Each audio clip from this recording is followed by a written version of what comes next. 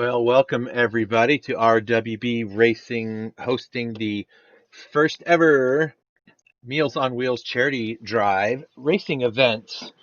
And I'm your host, Chris Ball. My co-companion, Vasco Francisco, has been held up with some real life things. So we will hear from him soon.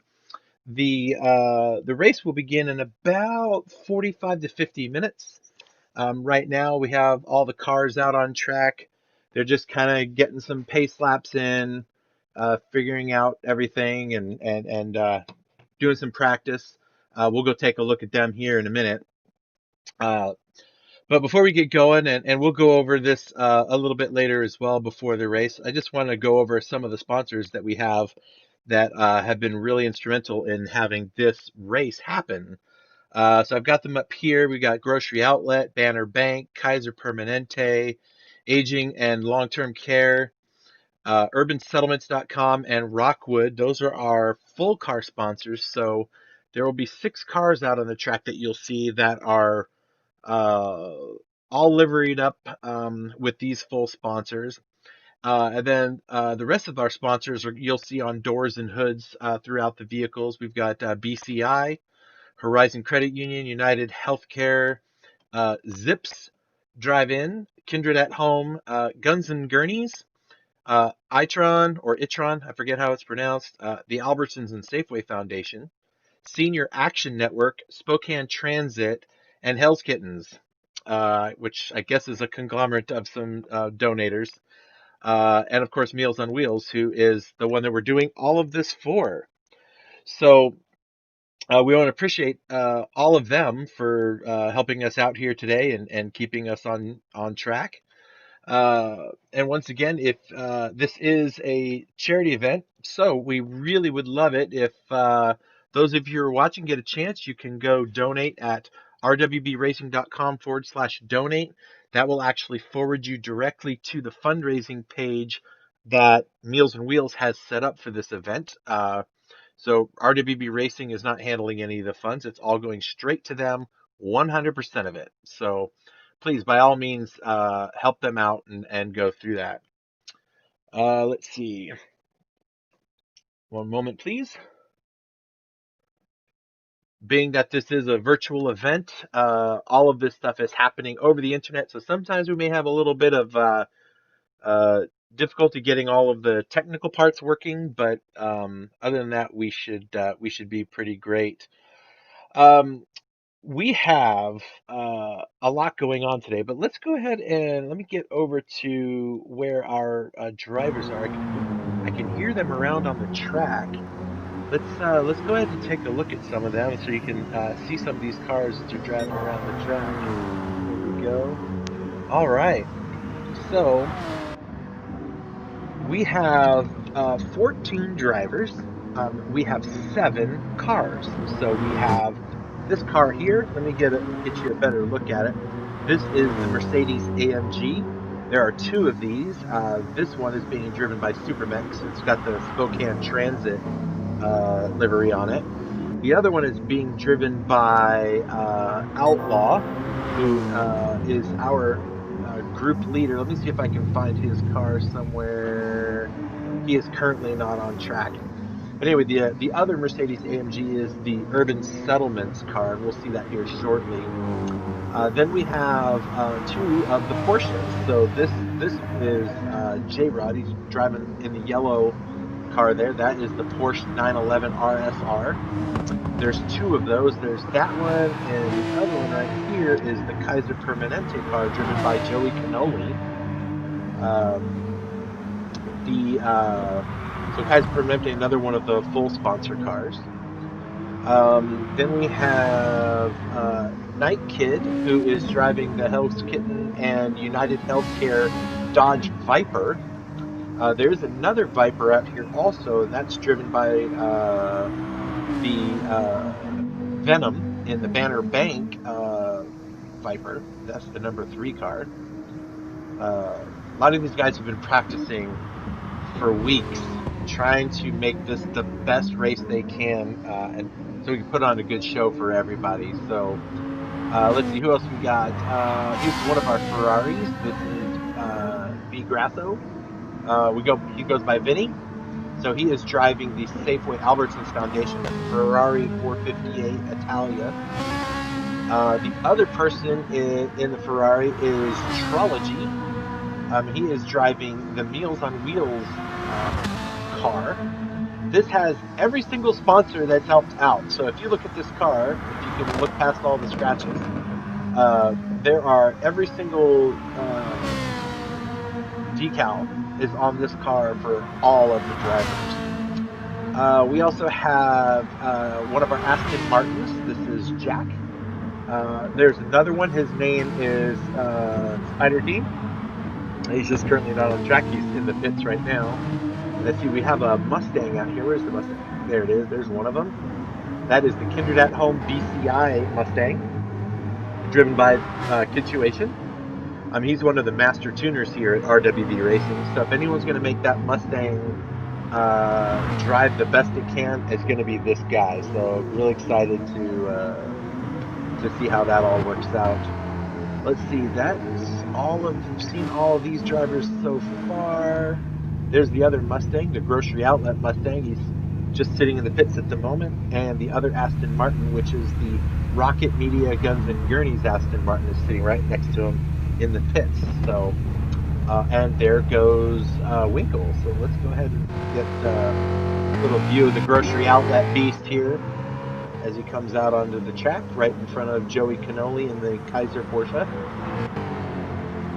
Grocery Outlet. I don't know a lot about all of the sponsors, but I do know about this one. I myself actually drove and volunteer with Meals on Wheels and drive and deliver some of the food to those that really need it. And Grocery Outlet is, I'm assuming they're a pretty big sponsor for the group because all of the bags that we carry the food in have their logos on them. So Grocery Outlet and the Mustang, driven by C Winkle 16. We just call him Winkle. And so he'll be running that car around the track today. And it looks like Spider Team's out on the track. Let's go take a look at his Aston Martin. That's the Guns and Gurneys Rocket Media. Now, if you want to know what Rocket Media is the it's actually an individual or a company that one of our drivers knows, and they offered to make our intro videos for us. And so that's who they are. They did a fantastic job. Once we get closer to race time, we're going to play our main one. But the intro video was put together by Rocket Media, so they're one of our official sponsors as well. So we want to thank them for everything. Let's see, it looks like Crimson is here in the Rockwood Corvette. There's one other Corvette that will be here maybe in about 20 minutes. I think it's still out on the trailer, and they got to roll it out to the track. But Crimson is another one of our drivers. And he'll be driving the Rockwood number 33 Corvette. It's going to be the Corvettes and the AMGs that are going to be the cars to beat in on this track, I think, this race. They have just shown a lot of strength and speed and turning ability during practice. So it'll be interesting to see how things go. But anyway, let's go ahead and get some views of some of the different cars here. Just checking our race coordinator here momentarily.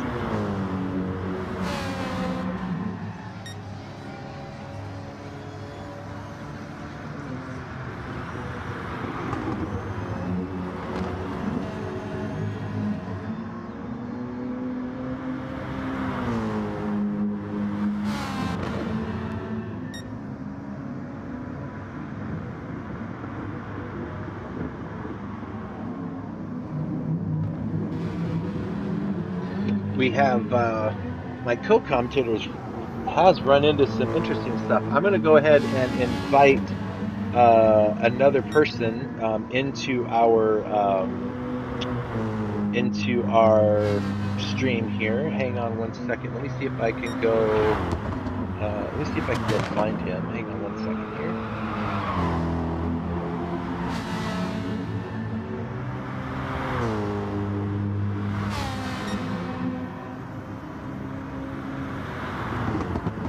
Meanwhile, I can switch around to some of these cars. You can see some of the other cars going around.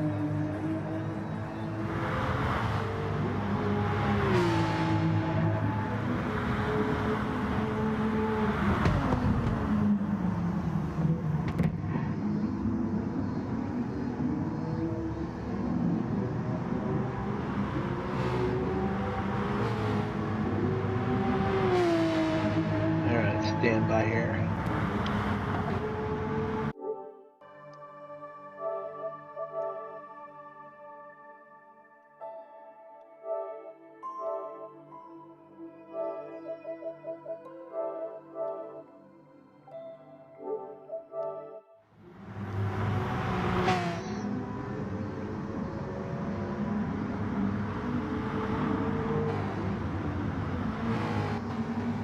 All right, I think I might be able to get Crimson to join me here. Hey, there he is! Hey. Perfect timing, sir! Hey! Yes. Hey, How's it appreciate going you. there, fine sir? It's going great, going great. Just showing the world all the cars, giving a little heads up. My co-commentator's running into a bit of a snag, so we're hoping he's going to be able to get here before race time starts. But are you out on track? I don't see your car on track. I think I you're the. am. You are. There you are. Let's take a Yep. look at you while you're driving in your car. What's it like out on track right now?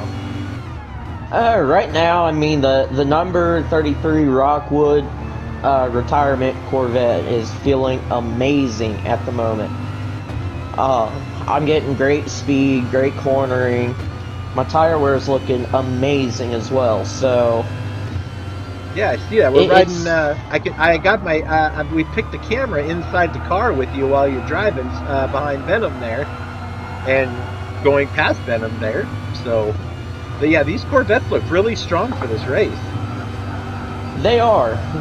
But you know what? I don't go banking on the Corvette, folks.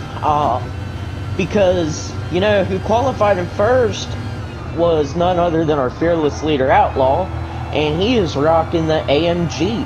And then right behind me is a Porsche. So it's going to be interesting to see where everybody finishes and who ultimately takes home the win. Yep. It's gonna be a great race. I'm really looking forward to it, and letting the a portion of the world that doesn't normally get involved in video games to see just how realistic and just how challenging online auto racing really is. These cars are not easy to drive around. I mean, they are if you go slow. But to drive them as a race car, it's a whole nother story with all the cars around you and everything else. It certainly is. It is, and I mean, especially if you have like a wheel setup. Just to give folks a little bit of an insight here. It's called a G29 wheel, which is a Logitech. There's various members in our room right now that are on wheels. These things have what's called a force feedback. So it simulates every single bump in the road. It tells you when the car wants to oversteer and wants to understeer. And let me tell you, it can be a challenge. Yep.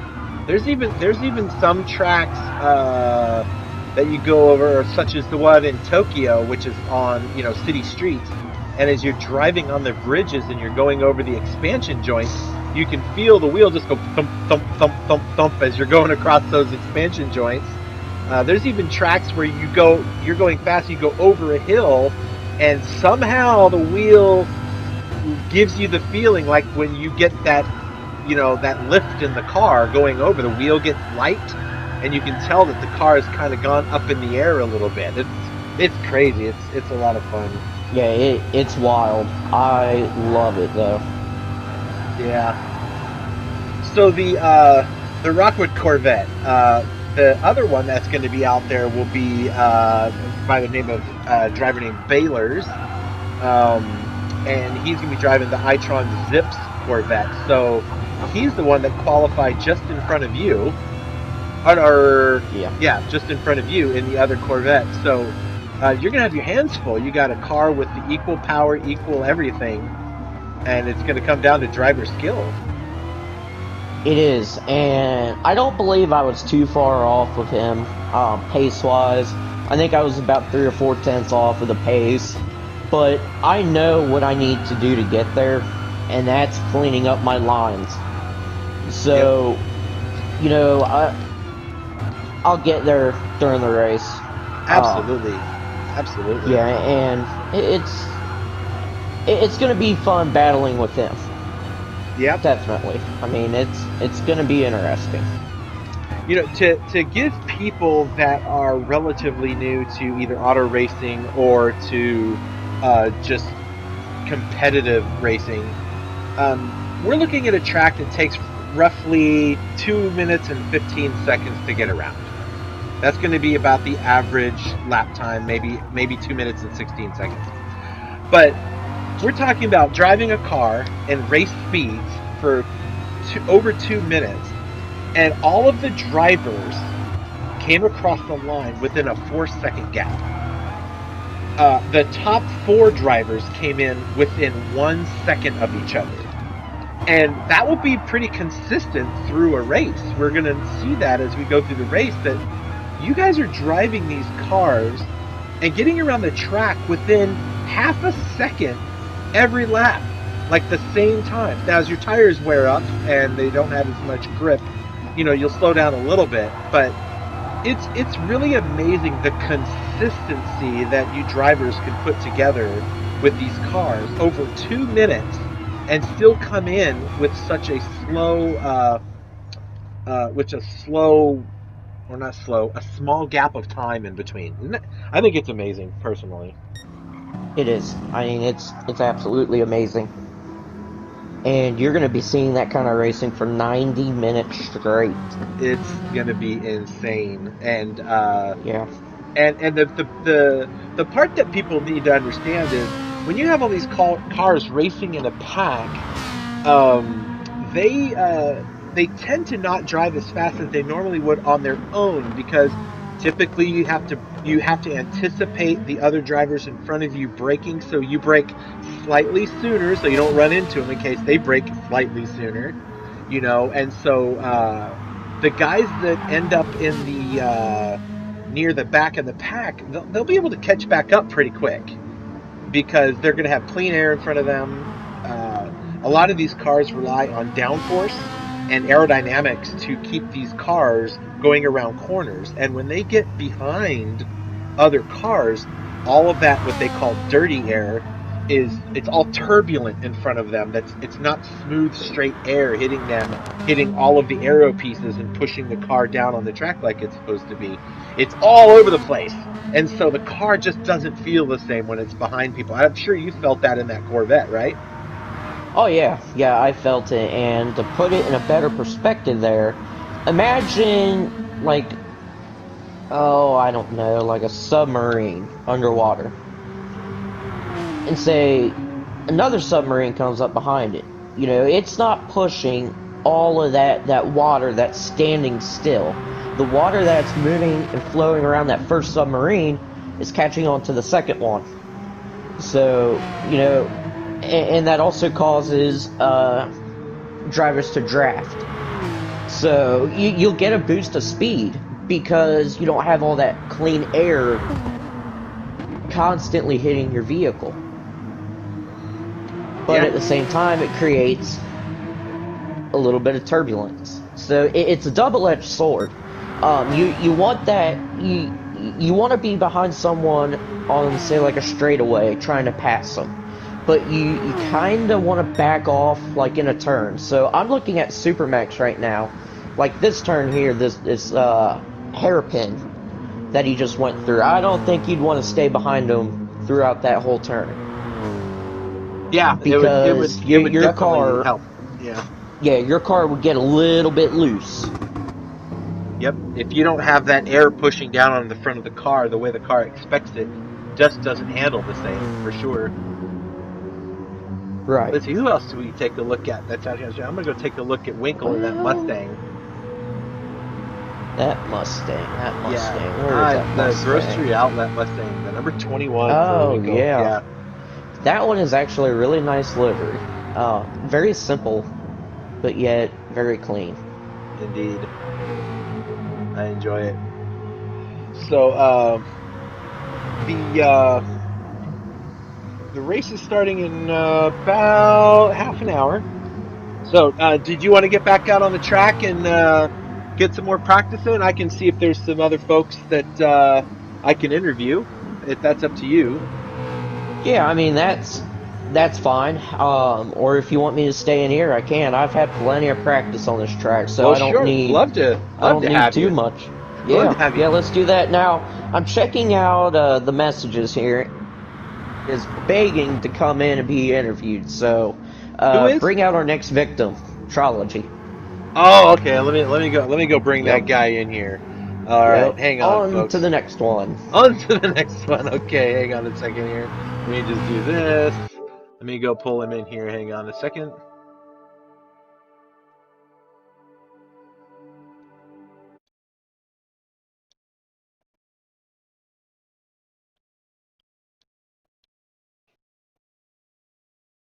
Donate to Greater Spokane County Meals on Wheels. It's just a simple button. You press it, ask how You much you know want to what? donate. We We don't. missed all of that, my good friend. Sorry about that. I was in the middle Well, of I will. switching Well, screens. You go you ahead and keep start inviting over. Trology. He's coming. So, Here he like I is. said, we've got a button right in the Facebook Live video for you to donate to the Greater Spokane County Meals on Wheels. So you press on that button, you give a certain amount. It doesn't matter if you give $1 or every little thing counts. So don't forget to press that donate button and help us, raise money for a great foundation, Yes, which is Meals on absolutely. Wheels. So Meanwhile, we have ourselves a Trology, visitor. we Howdy, do. fellas. Hi, bud. Well, I'm just gonna throw it out there now, just so it's understood. Now, Charles, you got to go get out on the track so we can talk to you as you're driving around this course. Alrighty there. But just to get this out here, RWB Racing is, we are a family of friends and even relatives, and this one happens to be my oldest son. So it's fun to have him out here participating in this. We've got another father-son team that's out on the Yep. track as well. We Which can talk about is them in a Kitch. little bit. Yep, Yep. Situation and Yep. Night Kid. Yep. So, but anyway, welcome to our little interview there, Trology. Thank you, sirs. So, how's Yep. that car So feeling? Oh man, all weekend, all week, it's felt great. Engineers have been working a lot on it. This is a difficult track with a car with a lot of horsepower. So all the tight turns and everything, you got to be real careful coming out. Make sure that back end doesn't slide out on you. So our engineers have been at work to make sure we get the fastest car we can.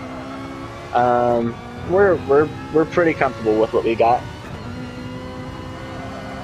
Yep. Now let me ask you something. What do you think is going to be the best strategy during the race? It all depends on where you start.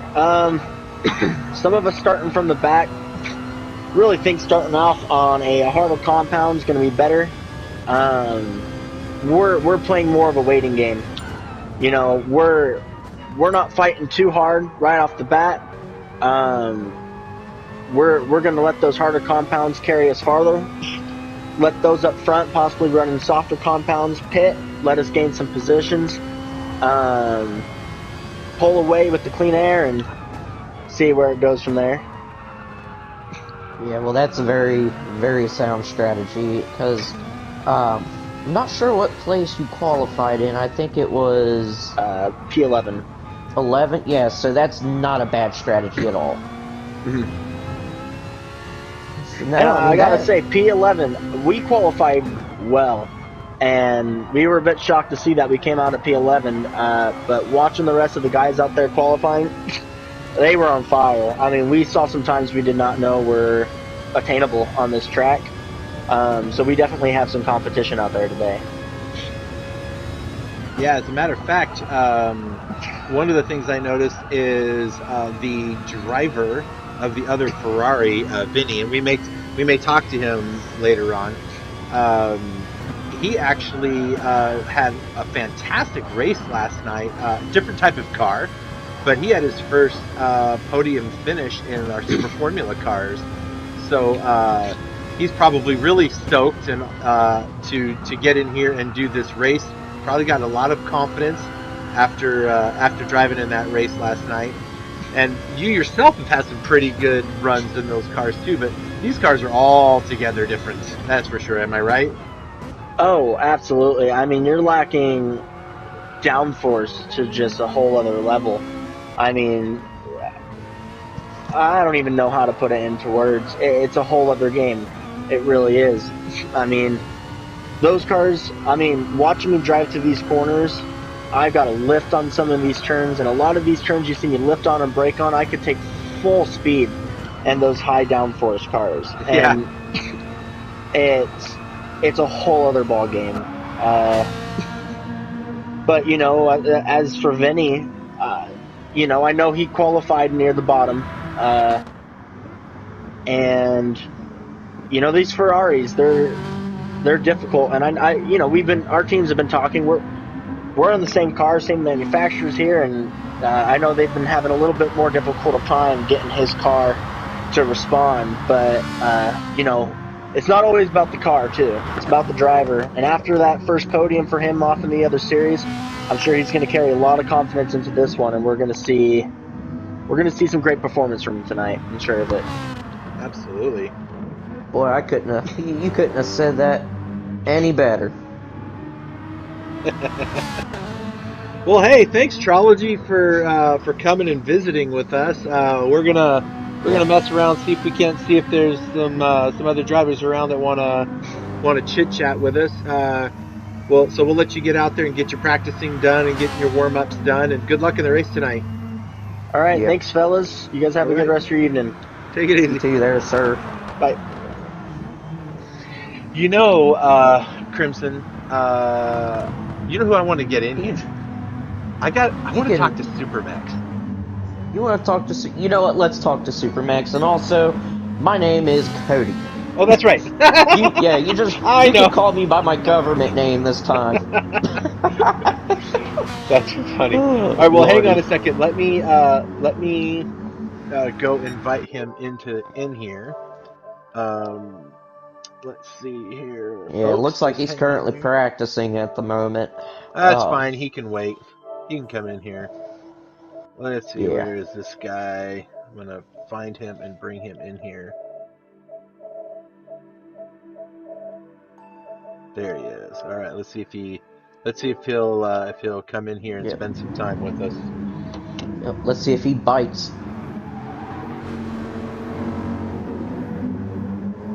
Oh, he's got his hazards on. He might come in. I think he's gonna do it. He's gonna do it. He might come and see us. He's slowing down while he's hitting all the right buttons. Yep.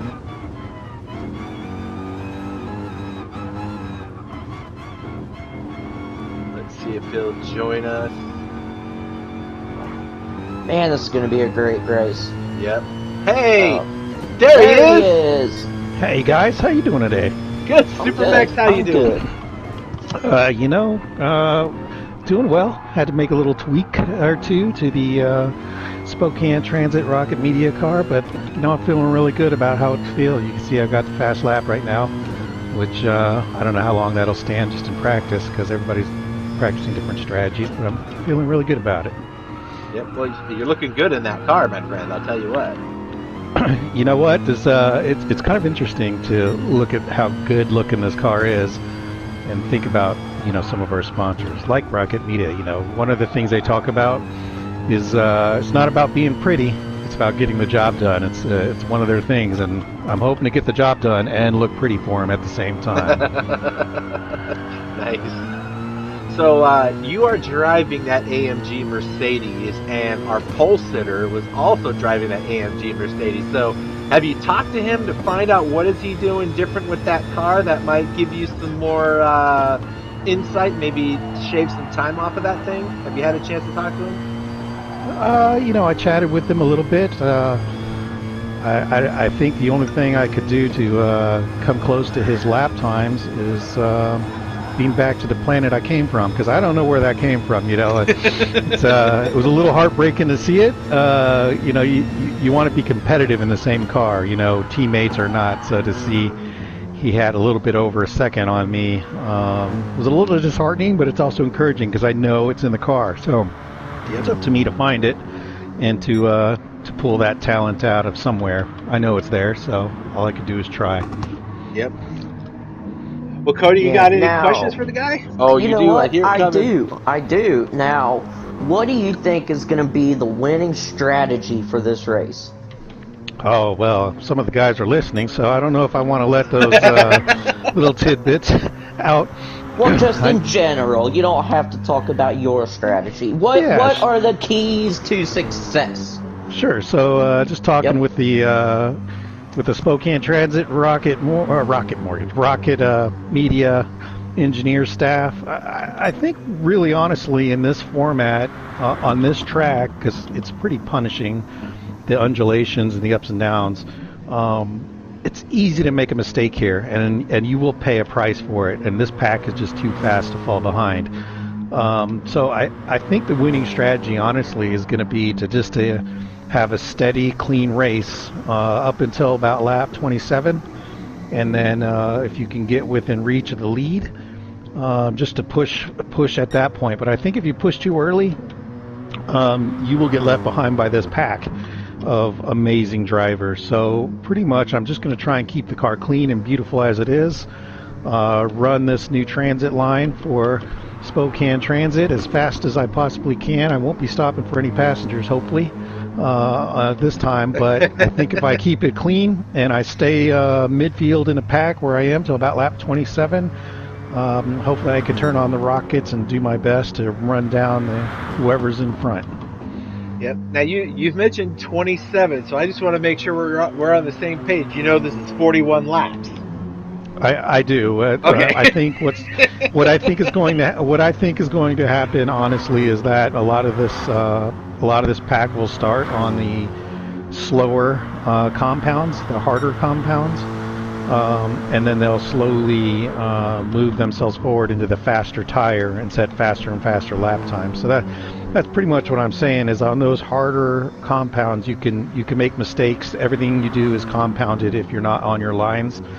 And you will fall behind, and they're only going to get faster and faster. So if you can hold it together through those harder, slower compounds and get onto the softer ones, which I think most everybody will be on the softer, faster compounds by lap 27, I think the elbows will come out and it'll be on at the front for the win, because it's going to be an all-out battle those last 14, 15 laps. But you got to get there. You got to survive to that point and be careful. Indeed. Yeah. Indeed. So eventually, what you're saying, the race isn't really going to start until about lap 27.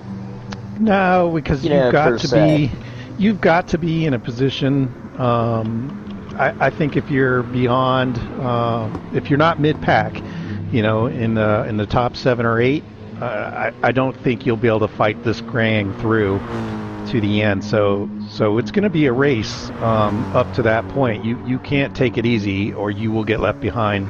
And I definitely don't want to do that. I want this car up front. I want Spokane Transit and Rocket Media to be represented, and I want to show well for my team. So I'm definitely going to be fighting, probably realistically, if I had my way, for top 4, 5, 6 place up to about lap 27. And then if I'm close, my elbows will come out, the teeth will come out, and I'll put up a fight.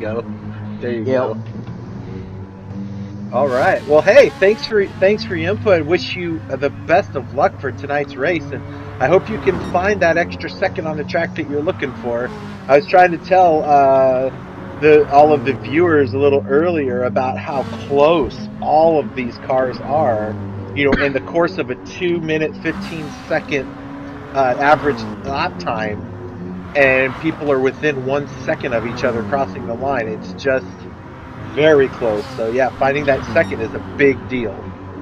Yeah, when I went back and took a look at my lap, and the lap in the same car that was just over a second faster than me, it was 2 corners that he got away from me. So it's that quick. You can make a little mistake, but like I said, I think it'll be a good race, and I look forward to it. And I'm to represent Spokane Transit and Rocket Media through this, and it's going to be fun. It's going to be a fun one to watch. All right. Well, thanks, man. Oh yeah. You have a good race, and maybe we'll see you up on the podium. I appreciate it. Put this beautiful car on the screen. Let me represent. There you go. All right. Bye-bye, guys. All right. Bye. All right. Well, I've got another driver I'm going to bring in here, and he is a friend of ours that we've actually done commentary with, and I'm going to bring him in here really quick. So stand by while I go grab the man, the myth, the legend. Yep. Joey Cannoli. Joey Cannoli from the. And then I think the last. From the Cupcake and Cannoli show. Yep. I think the last person we need to bring in, though, I think is Venom. Very good friend of mine. We should bring him in there for sure. And a rival of mine in this classic car. So, Joey Cannoli! Hello, hey, guys. bud. How are you, man? Hello! So, hey, we've got the in-car camera on you, so don't get nervous, but just letting people have a look-see at you driving that Kaiser Permanente Porsche around. And what a sweet car! Yeah. Oh, it feels great. I mean, everybody's been practicing, and I've been practicing, and you get some nerves. So I've been in the pit doing my meditation, trying to get the nerves out, and seeing if I can get myself together and really do this car and the sponsor justice. Yeah. Well, hopefully you won't need this.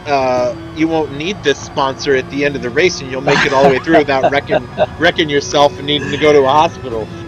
Yeah, that's what I was thinking about. At the end of the race, whether I do need that managed care that they have or not. Hopefully not, but I'm in good hands. I'm hoping anyway.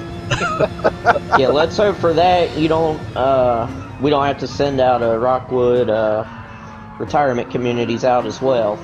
Yeah. I think all in all, after this race, we're pretty covered with whatever happens, right?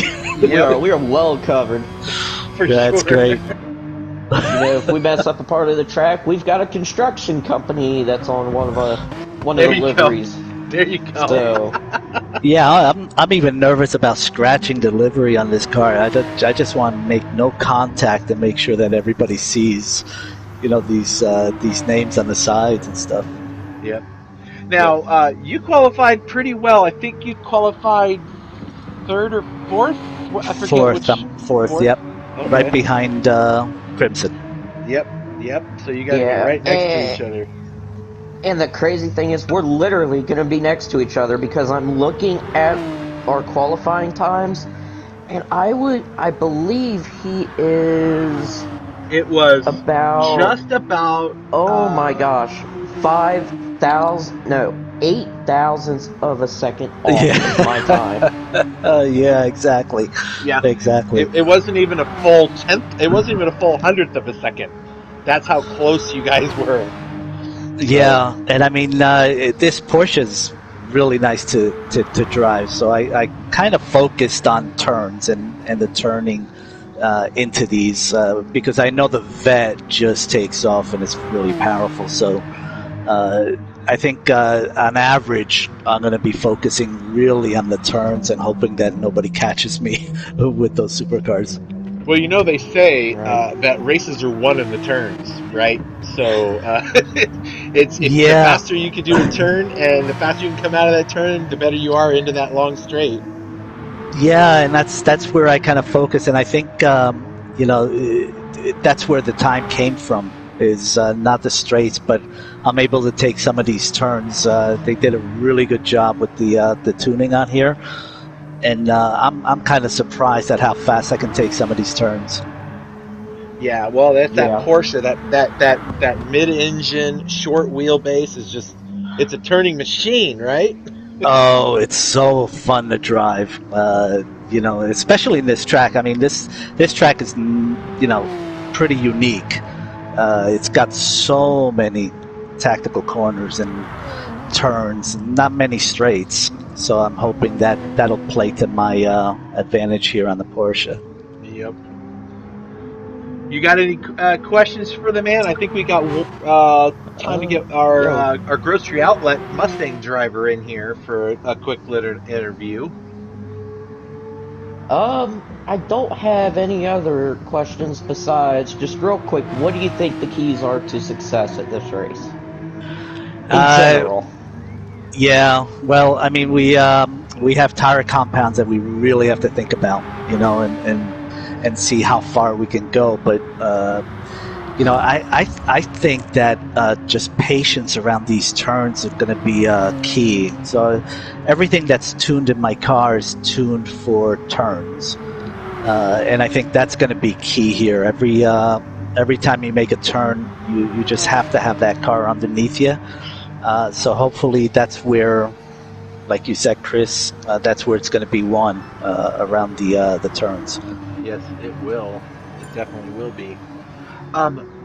We have my co-commentator arrived. Hello, Vasco. How are you, sir? Hello, everybody. How's it going? I don't believe he's in the party. After some okay. back-breaking work, some dismantling of sofas, there he is. and some, some whip cracking. I finally got the job done, and I'm finally here, ready to commentate with you all. Thank you so much for waiting, and hey guys. Hey, No it's all problem. good. Me and Chris had it held down here, so Yep. that's what we're about. Here's teamwork. So I'm gonna head back out onto the track there. I want to get a couple of preparations done on my Rockwood I'm so Retirement sorry. Communities Corvette. So Right. So sorry for cutting into that practice there, Crimson, and as well as for yourself, Joey.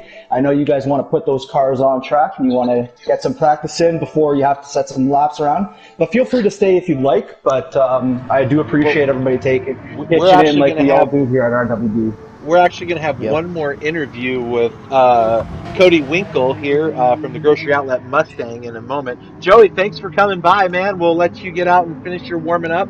Got a race starting in about 10 minutes from now, so good luck to you, man. My pleasure. Thanks a lot, guys. Okay. Keep watching that Porsche. We will. All right, take care, man. Okay, bye. all right, and I'm heading out as well. So have fun commentating and give my Corvette some love, please. You know I will. You know I will. All right, good luck to you, Cody. Thank you. So Vasco, once we get Cody Winkle in here, we'll which here he is, Cody Winkle. How are you, my friend? How's it going, fellas? Well, How's it going, Winkle? I just have one question. Can you beat What's Outlaw with this Mustang?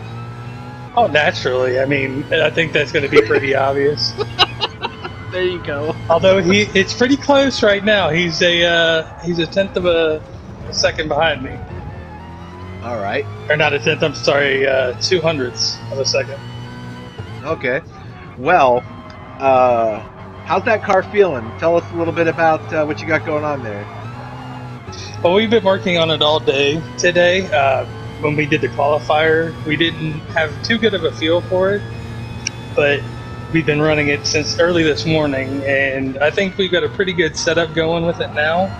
Of course, there's still a couple things we can do to make it feel, right and get it to where we want it to be, but that's with any race. It's just all about getting the car the way that you want it to be on whatever track you decide to run. Yeah, in this case, we're in Tokyo. And this, do you feel like this is going to be more that you got the tire wear figured out and all that? Because I know that the fuel wear itself, I mean, there's not too much you can do because in order to get the fuel wear to go to your standard, or well, you might have to take too many seconds out of a lap. So do you think you guys have figured out, a good balance that it's going to push those soft tires to, about 10 laps or so?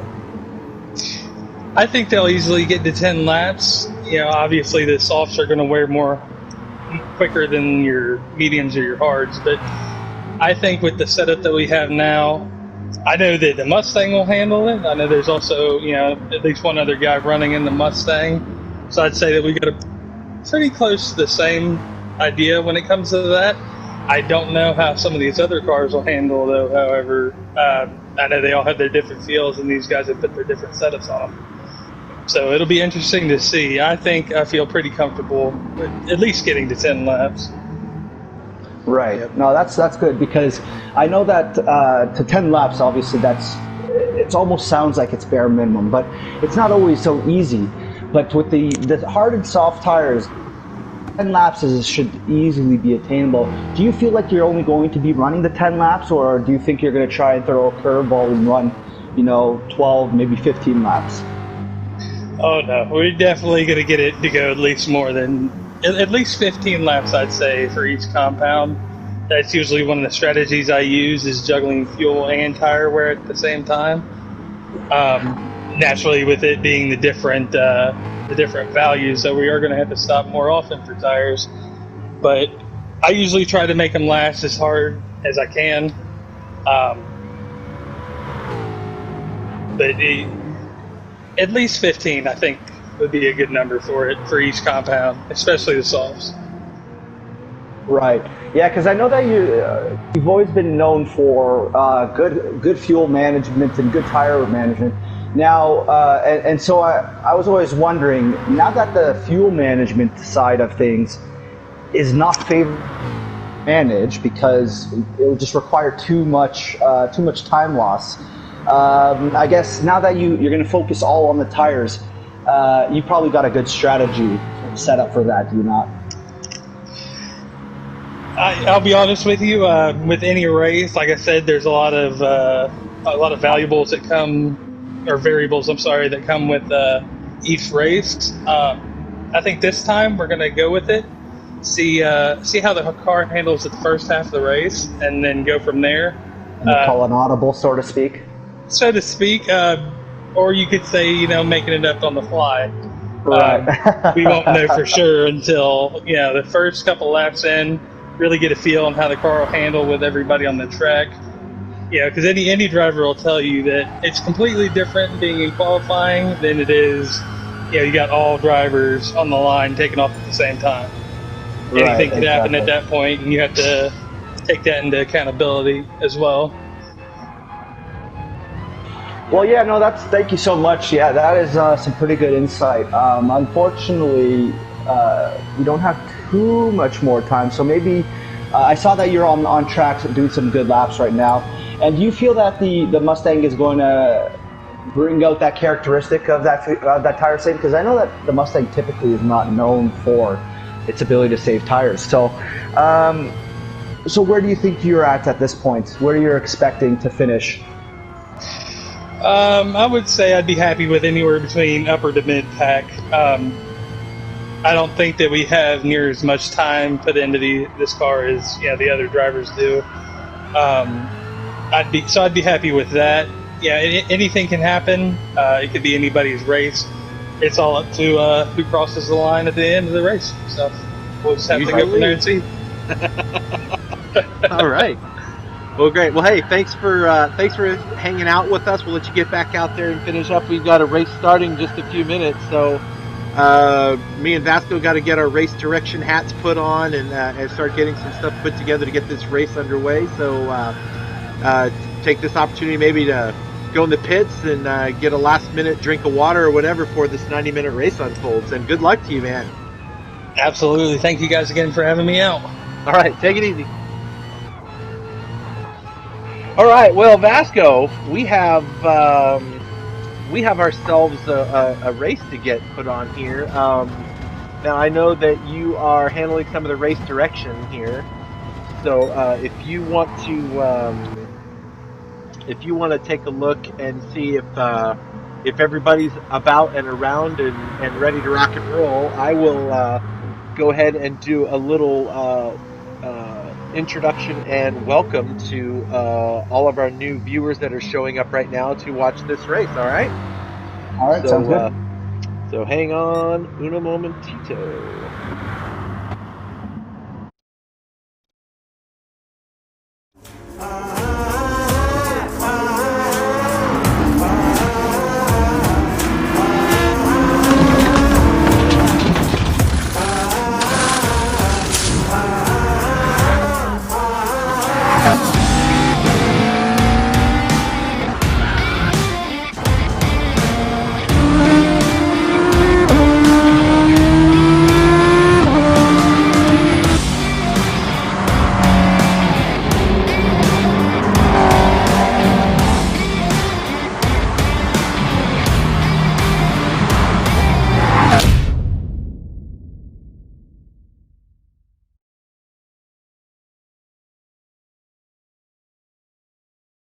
That's going to be key.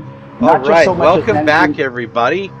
And Vasco, I want to welcome you back here to our stream. So we've got everybody here. How's race direction looking on your side? It's looking great, Chris. Fantastic. Yeah. I noticed you may have been talking while we were doing our intro, and so I apologize if we missed what you were saying there. But we're just doing our intro and welcome to everybody out here. So why don't you go ahead and tell us what you were talking about? Right. Sorry about that. I missed that cue on that That's was what was okay. going It on. I happens. apologize. That is the great thing about not being in the exact same room as doing stuff. But no, I was just talking about, as you've all heard about the tire strategies. Everybody's going to be opting for different tires, and right off the bat. So it's going to be very important. Not so much on where do they push the tires, but more so if they can do many more laps on it. And now I am going to go on track and do just a little lap here with the safety car. Get my, Get that here. scrub the tires in because given all these guys have been practicing, pressure's on me to make sure I can do a safety lap.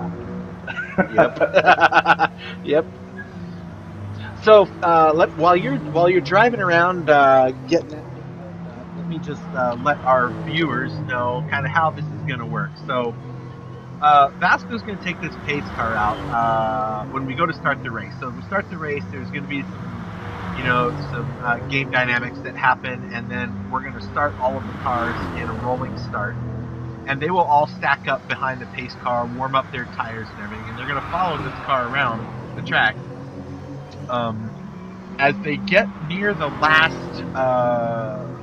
last couple corners, you're going to see all the cars line up side by side. And as Vasco takes that pace car around the final corner, he'll duck into the pits, and those cars will stay side by side and work their way up to the start-finish line, which is where the go line is. And they'll all hit the gas, and it will be race on. And at that point, once we go around, there will be 40 laps left, and that's how many laps they're going to be racing around this course. So Vasco's about halfway through the course, a little over halfway through the course. And he's in Sector 4 right now. There's 6 sectors. If you look at the map on the top corner, you can see these little dark lines. He's going over one right now in that red triangle. Each one of those is a sector. Now he's in Sector 5. So there are 6 sectors in this track. It's really long. And Vasco's showing us a little bit how drifting works. Putting that car in its paces and just getting it around the track. So a lot of these corners are going to be really tight. Like this one coming up right here is hard on the brakes. It's going to be a very sharp corner. And then he's going to head to what I call affectionately the chicane of death. This is a really fast entry, but it's a tighter corner halfway through than it is initially. So it's a little deceiving when you look at it.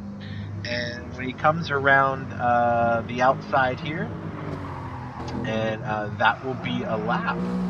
So you have now seen a lap from our pace car. And so, Vasco, I'm going to go ahead and give you a little quiet time. I know you need to get the drivers kind of set up on your end, make sure everybody is kind of ready to go, and then if you want to coordinate with them, let me know when you're Yep. ready, and I'll start this race out. Sounds good. Yeah, I'll do that with the driver meeting, and I'll let you know in a couple seconds. There's a Yep. couple guys that are just getting a couple things last minute checks, so I'll give you the A-OK in a second. You bet. All right. Anyway, folks, so once again, let's just go over a couple of the things going on here. Remember, this is an event to raise money and awareness for Meals on Wheels in the greater Spokane Valley area in Washington State. It's a group that I've been working with, and I really enjoy them. And they actually have driven for them, delivering food to people who just can't get out there to get to the food, or just need a little extra love and care as we go out and check on them, make sure they're doing okay, giving them something to eat, and talking with them, make sure everybody's okay. So it's a fantastic organization. So really hope that you can help them out, and continue the sponsors that continue to help them with the funds that they need. My name is Chris Ball. I actually live out here in the Spokane Valley, Washington area.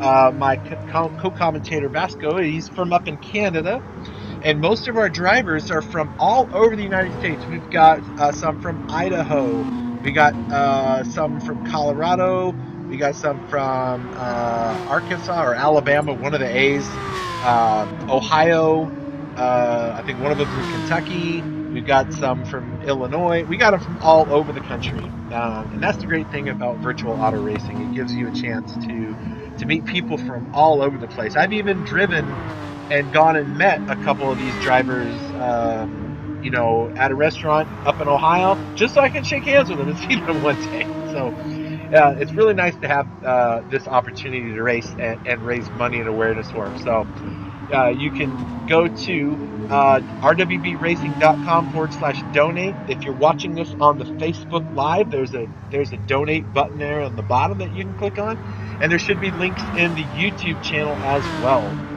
All right. I also want to thank our sponsors once again. I got them right here: Grocery Outlet, Banner Bank, Kaiser Permanente, Aging and Long-Term Care, UrbanSettlements.com, and Rockwood are our primary full car sponsors that you'll see out on the track, and the rest of our sponsors as well: BCI, Horizon, United Healthcare, Zips, Kindred at Home, Guns and Gurneys, Itron, Albertsons and Safeway Foundation, the Senior Action Network, Spokane Transit, and Hell Kittens, and of course Meals on Wheels, who we're doing all of this for. So we want to go back here and look out on track and kind of see how things are going. And it looks like, Chris, that everybody's finally ready to go. So, well, let me. I guess we'll get to race control when we get a chance. Yep. Let me do that. But first, let me go ahead and let's hear a little bit from the director of the Meals on Wheels here, and give him a chance to kind of show what he's got going on. So hang on, everybody, and I'll come back to you, Vasco, with some audio once this is over. Okay. Sounds good.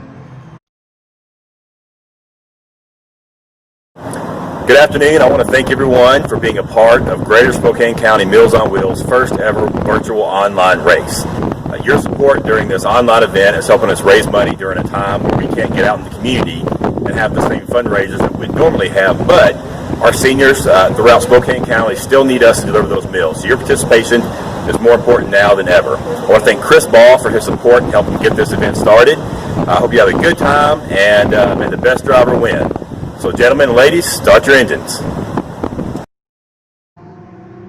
All right. So that was the man. So thank you very much, sir. It's a pleasure to do this work with you. So Vasco, is everyone kind of ready to stack this all up? You want to give them all the last minute warning? Everybody is ready. Yep. All right. Well, folks, I'm going to do a little bit of screen stuff here. So just hang on 1 second while I go to this screen here and do start race. There we go. All right. So we're going to see the race start here in about 3 seconds. Oh, I'm so excited. We have been waiting for this for months. Am I right? Right. I think we forgot something, Chris, unfortunately. What did we That's okay. forget? We'll sort it out. I don't think you put me at the front of the grid. Oh, you know what? You're The right. grid Okay. start. You know what? I'm sorry, folks. Give us a minute here. Yeah, that was accident. We started. Yep, that was a mistake. Let me sort that out here in a second. Hang on a second. All right. So just ignore all of that and we're gonna red flag this thing. Let me just type this out. And then have everybody. If you want to let everybody know to get back in there, I'll go ahead and reset the order. I forgot we needed to add the rest of the cars into the proper order. That's important, right? So hang on here.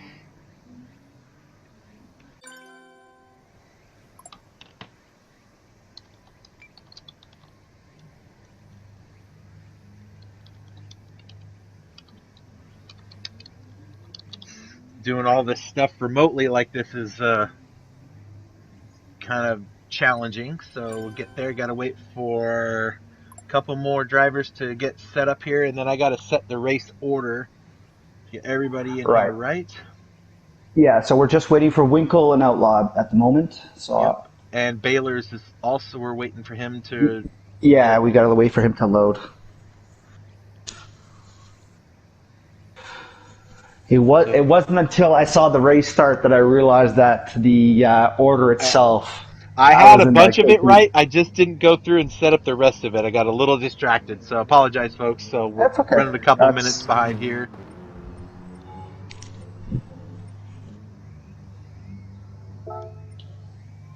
All right, so it is. Yeah, this is all out of whack. Let me get this right in order.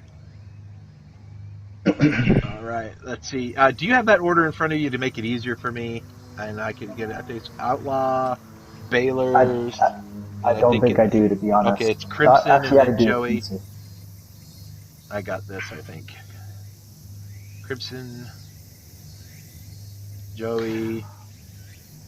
After Joey is Kittuation. After Joey, it is Kittuation Supermax. Then it's Jack and Winkle. You know what? I don't see Kittuation on my list at the moment. Did we lose him? Let me try again here. Yeah, try one more time. Joey Canoli. There we go. Kittuation Supermax. Then I think it's Jack and then Winkle, right? Okay, there's Winkle. Yep. All right, next. And then after Winkle, it is Venom and Night Kid. Okay. Venom, then Night Kid. Trology J-Rod. Got it. Spider Team and Vinny. And Francisco should be first. Yep, that's you up there, the pace car up front. Okay, that'll do it. Now we can start the race. Now let me just put the comment again. Starting soon, order is set. And then order set. All right, Chris. All right, sorry about that, folks. Hopefully third time is not a charm and we get it right the second time. Now, what I'm going to do while you're driving that pace car around, I'm going to go through the order with everybody and show them all the qualifying order once the race is underway. So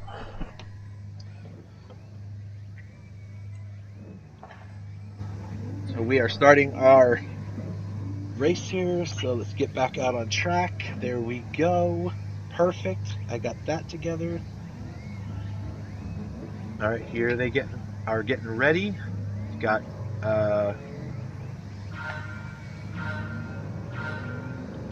and the pace car is not going. Is your car broken? Yeah, the pace car is stuck. Oh, the pace car is stuck. As this happens in these types of scenarios. All right. So we need to red flag this one more time. Oh my goodness. What a challenge. To be fair, I exited last time. I did not even realize I was stuck. Okay. Let's do a rolling start, Chris.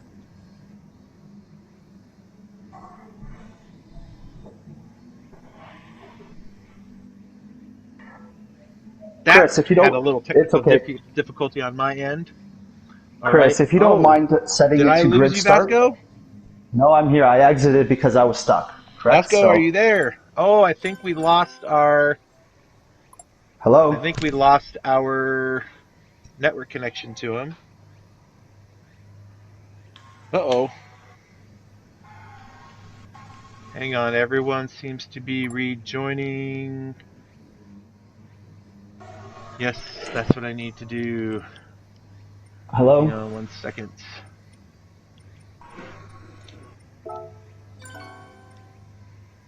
And I lost my guy, so we need to wait for him to get back here. So we'll give that a minute. Meanwhile, while we wait for Vasco to return, we'll just go over the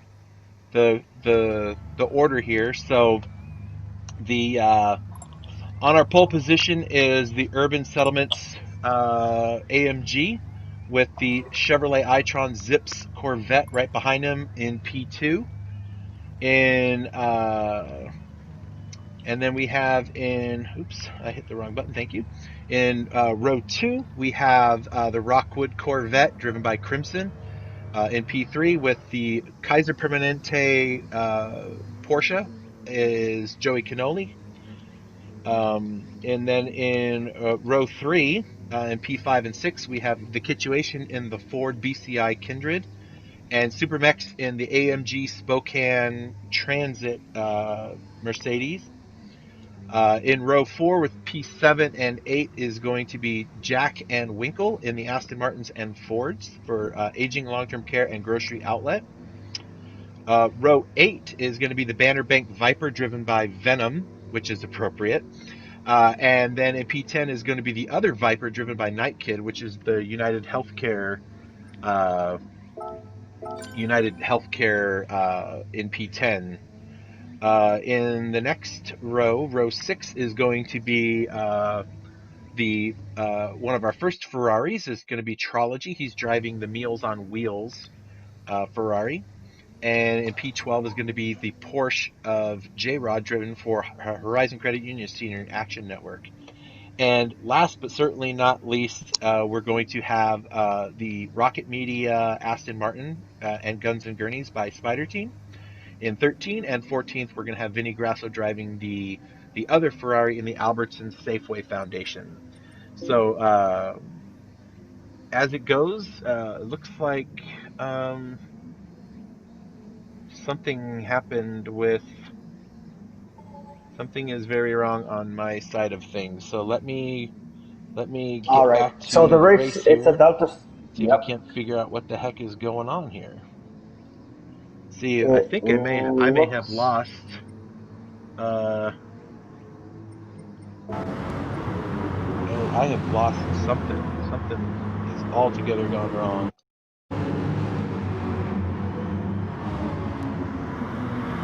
Oh. Sorry, folks. Hang in there.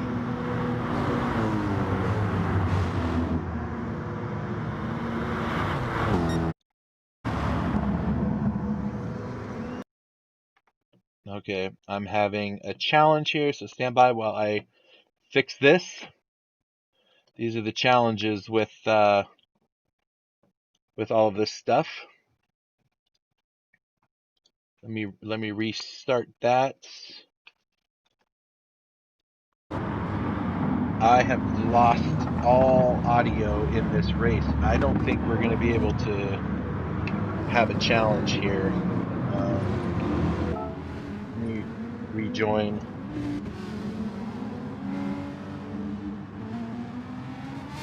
Okay, stand by, folks, and I will be back with you momentarily, okay?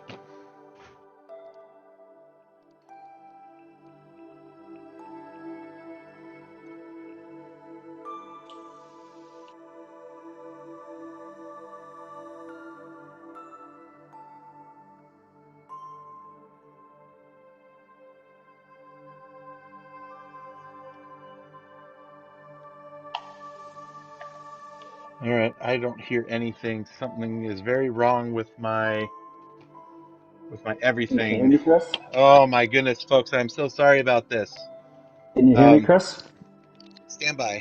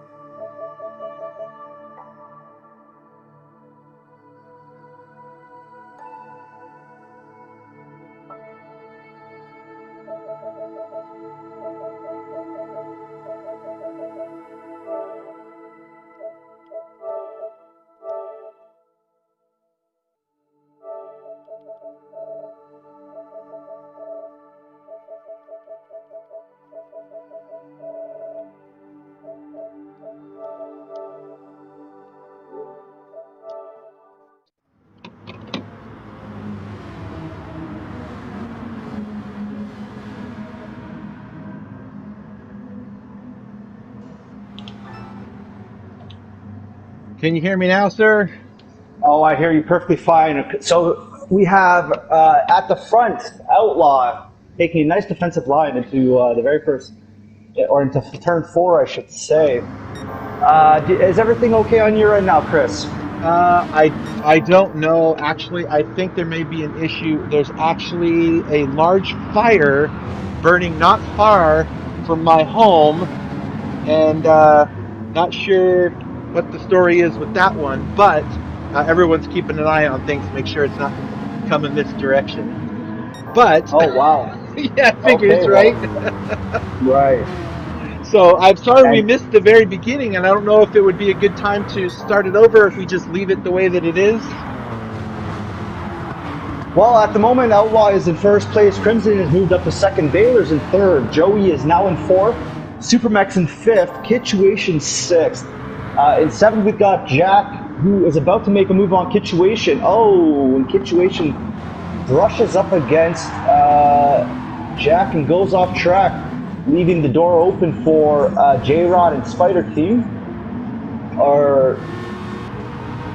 And you got the video feed going there, Chris, or? I do have the video feed going, so I am currently looking at the situation right now. So I think we're back Okay. in things. That's it. The internet is a finicky thing trying to get these things done from all these distances. Of course, it is unfortunate, but speaking of large distances, that you will not find on this track. Everybody is so close, tight together. Going into the final corner, about to start lap number 3. Yep. Outlaw has a nice half a second lead on Crimson. This looks like the battle is here at 1 and 2. 1 and 2 are starting to break away from Joey in third. In the Kaiser Peramente livery over here, beautiful livery. And then Spokane County Express with the Rocket Media of Super Mex in fourth place, being followed by Baylor's. Remember, Baylor started in second place. He's currently on the hard tires. So there's a lot of difference in tire strategy at the moment with the first two drivers of Outlaw and Crimson on the medium tires. Joey Cannoli also on the medium tires, being followed by Supermex, the first of the hard tire compound users. Let's go to the back here let's go to ninth place. Looks like Venom is trying to make a move here on Kituation and J-Rod respectfully. And meanwhile, behind him we got Winkle about to make a move down this hill. This is a very tricky braking section because you come with all the speed and then you brake downhill, then have to make a right turn and come all the way back uphill.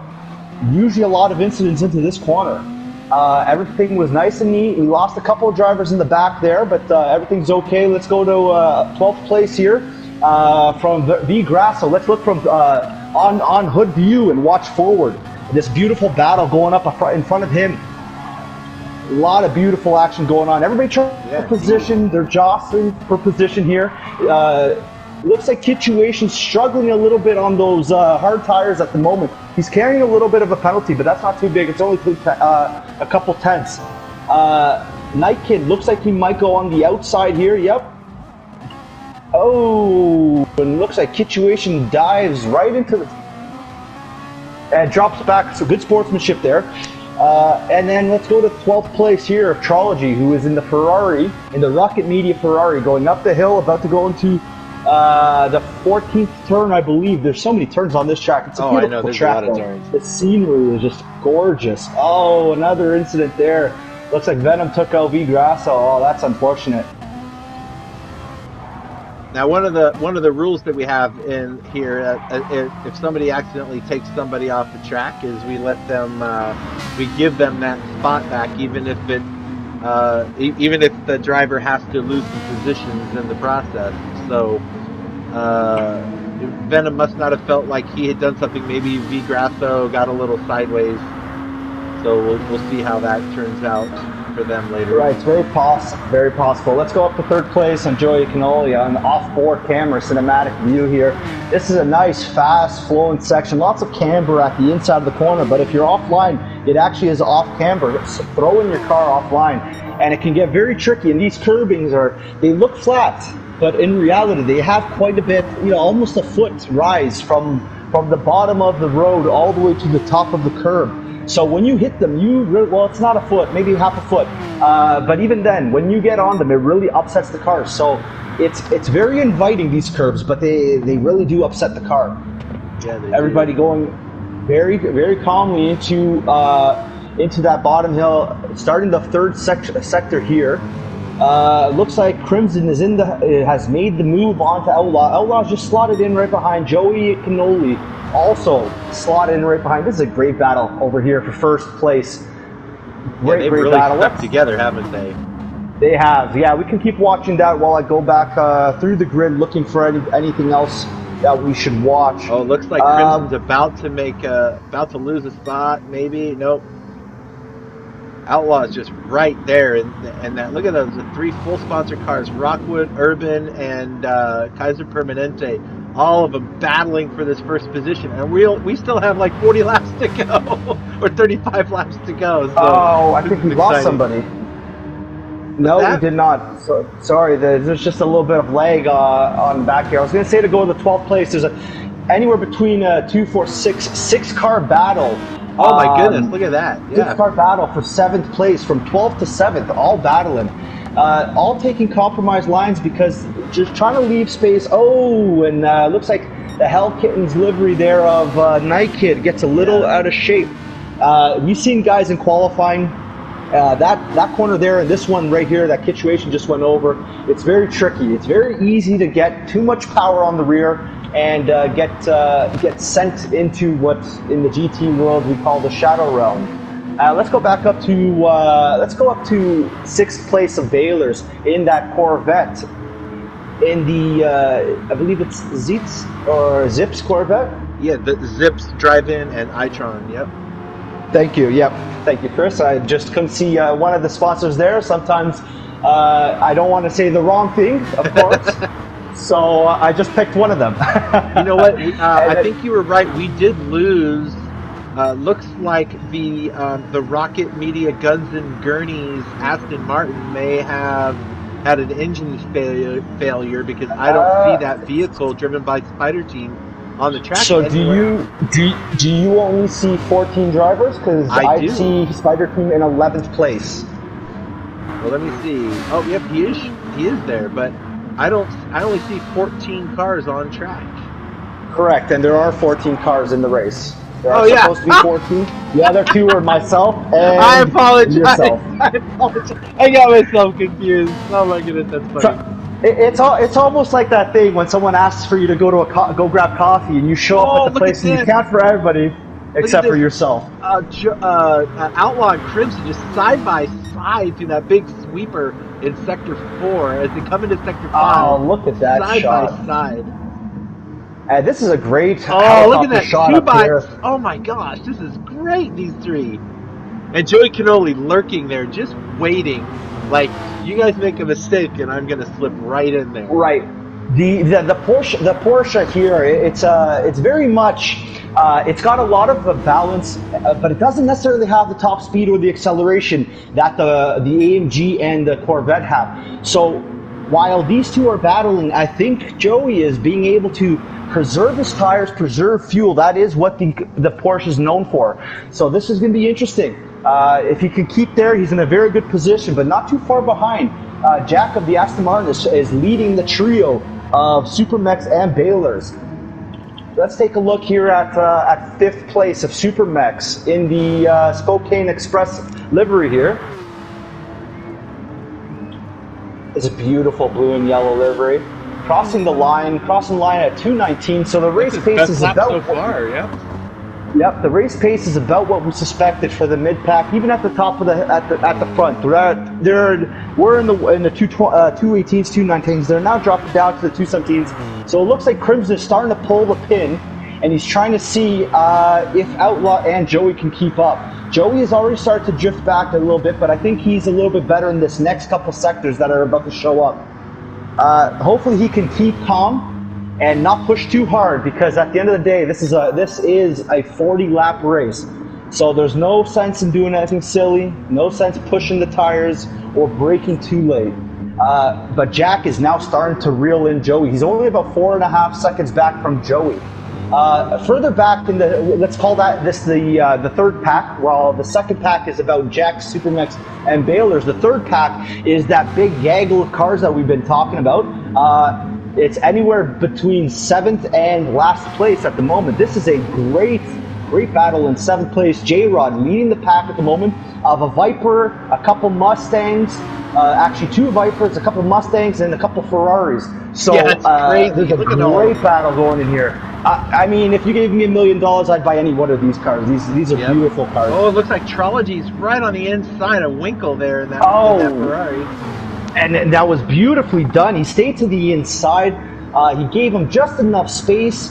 And now, is he going to get pinched out wide?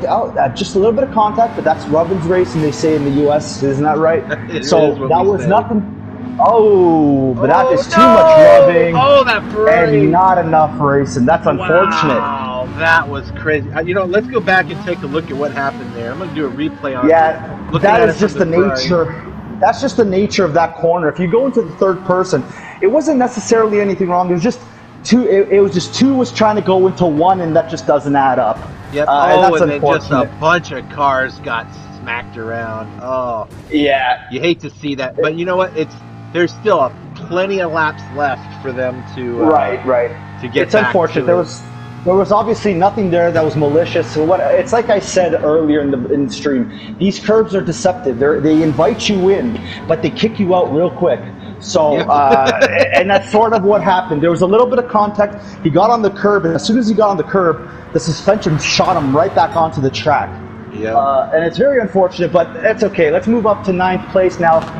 The biggest gainer, if you will, where Trology and Winkle were the biggest losers. The biggest gainer was Situation, who was in 11th place, is now in 9th. And he's right hot on the tails of Venom. He's going to go for the inside. Is he close enough? No, he's not. He's going to back away from that move. He's going to try again a little bit later. J-Rod, meanwhile, has this battle. He's not trying later. He's trying right now.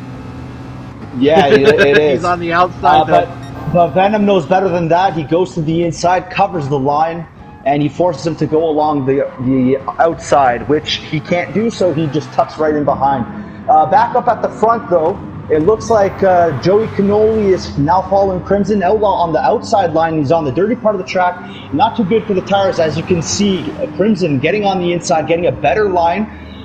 He's got a good drive, but the problem is now Outlaw's on the inside line, so he's going to cover this line. He's going to park it on the apex right here and take very, very slow on the throttle. Otherwise, he's going to spin up those rear tires, which is not ideal, and that's how you defend that line.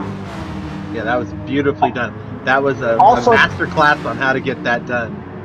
Exactly. That's exactly what it was. It looks like J-Rod has now caught up to Baylors. Baylors, who was originally a part of that second pack, which was Supermex, Baylors, Jack, Supermex, and Baylors, respectfully. Baylors has now fallen back into the pack of J-Rod and everybody else, if you will. So we'll see how this battle goes on here. Oh, Baylors gets a little sideways. Oh, J-Rod collects him up a little bit. And Baylor's struggling in that Corvette right now. Yeah, it looks like that quality setup that he had for the qualifying. At the moment, I think it's just a little too loose. It's quick over one lap, but in this, he barely has any wear. And with this he is hard on tire, the hard tires, so that right. has something to do with it too. Yeah, by no means am I counting him out. I think he's trying to do the 10 laps minimum. That's all I'm trying to say. I think he's trying to get rid of the 10 laps, and then once he gets into the medium tires that offer a little bit more compound, he's going to judge if he can push or if he's still going to have to manage for another 10 laps. But as soon as those 20 laps are done, just do not count this guy out. This guy is going to be pushing this car. He's going to be pushing this Corvette right up to the front. This is just great views. Yes, let me let some of the folks that know. So in this race, there are some required tire compounds that they have to run. They have to run the hard compound tire, which is not as sticky, doesn't take corners as fast. It's the slower tire, if you want to give it a name like that. They have to run 10 laps on those tires, as well as the medium compound tires. Those are the only real restrictions there are. And then the soft compound tire, which is the faster tire, but also wears out faster. Oh, as Spider Team goes around, they have to they got to run these 10 laps on the mediums and 10 laps on the hards before the end of the race. Let's go up to third place. It looks like Joey just got past Crimson. Sorry to cut you off there. Back to you, Chris. Did he just make that move? He just made that move, but I know Crimson, and he's not going to sit there and just take it. Let me go, since there's kind of a gap there, let me go back and take a look at that pass that he makes. Yeah, you probably have to go 18 seconds. Yeah, I didn't quite get it marked soon enough, so we're going to miss that pass. But still, nonetheless, he got that Porsche past him, so. But right, so sorry, back to the tire situation that you were talking about. Chris, sorry to cut you off. No, that's good. That's pretty much it. It's just everyone's started as not everyone. A lot of people elected to start with the hard tires first, just to get those things out of the way. Nobody wants to drive on them because they just can't quite go through the corners as fast because they're a little slipperier, a little less grippy. I don't know, whatever the adjective is, but you fill in the blank. But they want to get those hard compound tires out of the way. Some of them elected to start with a soft tire that were up near the front, or the medium tire, to kind of get a little a pull, like to get some good grip to kind of build a gap to the other drivers. So it's a lot of different strategies. Right. It looks like only 1, 2, 3, 4 drivers elected to start on the soft tires. Or sorry, 3 drivers elected to start on the soft tires. I was one of them in the safety car, so sorry about that. So it was J-Rod is on the softs.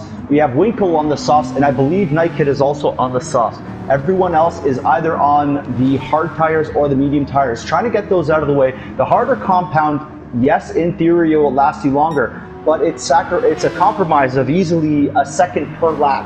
So that is a 10-second deficit that you will automatically have just running those tires. So that's where the strategy plays, folks. It's how well you can manage those tires, also not making any mistakes and making that 10 seconds even further, or greater, I should say. So let's go back to 9th place of Winkle as he 3 wide coming out that corner, and now they're going to go 3 wide into this corner here, onto the right tight corner. Can they all get through there? Looks like. Jesus. Oh, it's so tight, but they just make it. Oh, that's beautiful. How did they racing even there. get through there? That is some great racing back here. I'm sorry to the leaders, but it just almost looks like this is where the race is at. Everybody is trying their hardest to be super clean. Unfortunately, they're getting onto the dirty part of the track. And Winkle goes around. But Night Kid does a great job of holding on to it. He was unfortunately got nicked in the rear tire just because of that. He hits the wall in the chicane of death. Right. It almost got taken out by Winkle. Come on, get that car around. Get it moving. Watch out. Here comes Vinny. Meanwhile, up in 3rd place, it looks like Crimson's about to line up Joey into this at the top of the hill here. He's just getting losing a little bit of drive. He's running out of tires at the front of his car. Joey covers the inside line, beautifully done. Drifts out a little wide. Crimson, unfortunately, unable to get underneath him, and that just gives Outlaw a little bit of breathing room. Joey's probably going to hold the inside line here. He knows Crimson is definitely close enough to make a move. Crimson is going to brake a little bit early, try to see if Joey runs wide and cut back underneath him. Is the move there? Not quite. But this is great race. These guys up here at the front are just so neat and tidy and just... Oh, yeah. Well, there's a reason they're up there, right? Right, but not a single one of them is putting a foot wrong, and it's just so hard to get by. J-Rod also in 6th place now has also been doing the same. He finally got a move on to Baylor's. Baylor's is now about to fall into this pack of 7 drivers almost, or 6 drivers. First up is Trology, who's starting to approach Baylor's. They're both on the hard tires, but it looks like Trology has managed those front tires much better. So he's going to have a lot more grip for these moves. He's going to be able to defend better. He's going to be able to put more brake balance towards the front, avoid lockups and more tire wear. Meanwhile, he's getting swallowed up by the horsepower of that Mustang. Goes in, gets the brakes done, braking done, and just runs it a little too wide. That's unfortunate. Trology's running a great race there. He hasn't given up yet. He has not given up. It's still a long race. This is lap 10, so we probably will see a majority, if not almost all of these guys in this group back here going on to new tires. Oh, Outlaw spun! No. Let me go back and see if I can see what happened there. They're coming down to the chicane of death. And Outlaw, oh man. He caught that curb on the last part coming out, and he spun. And as a result, it looks like Joey, Crimson, and Jack have all moved up 1 position each, respectively.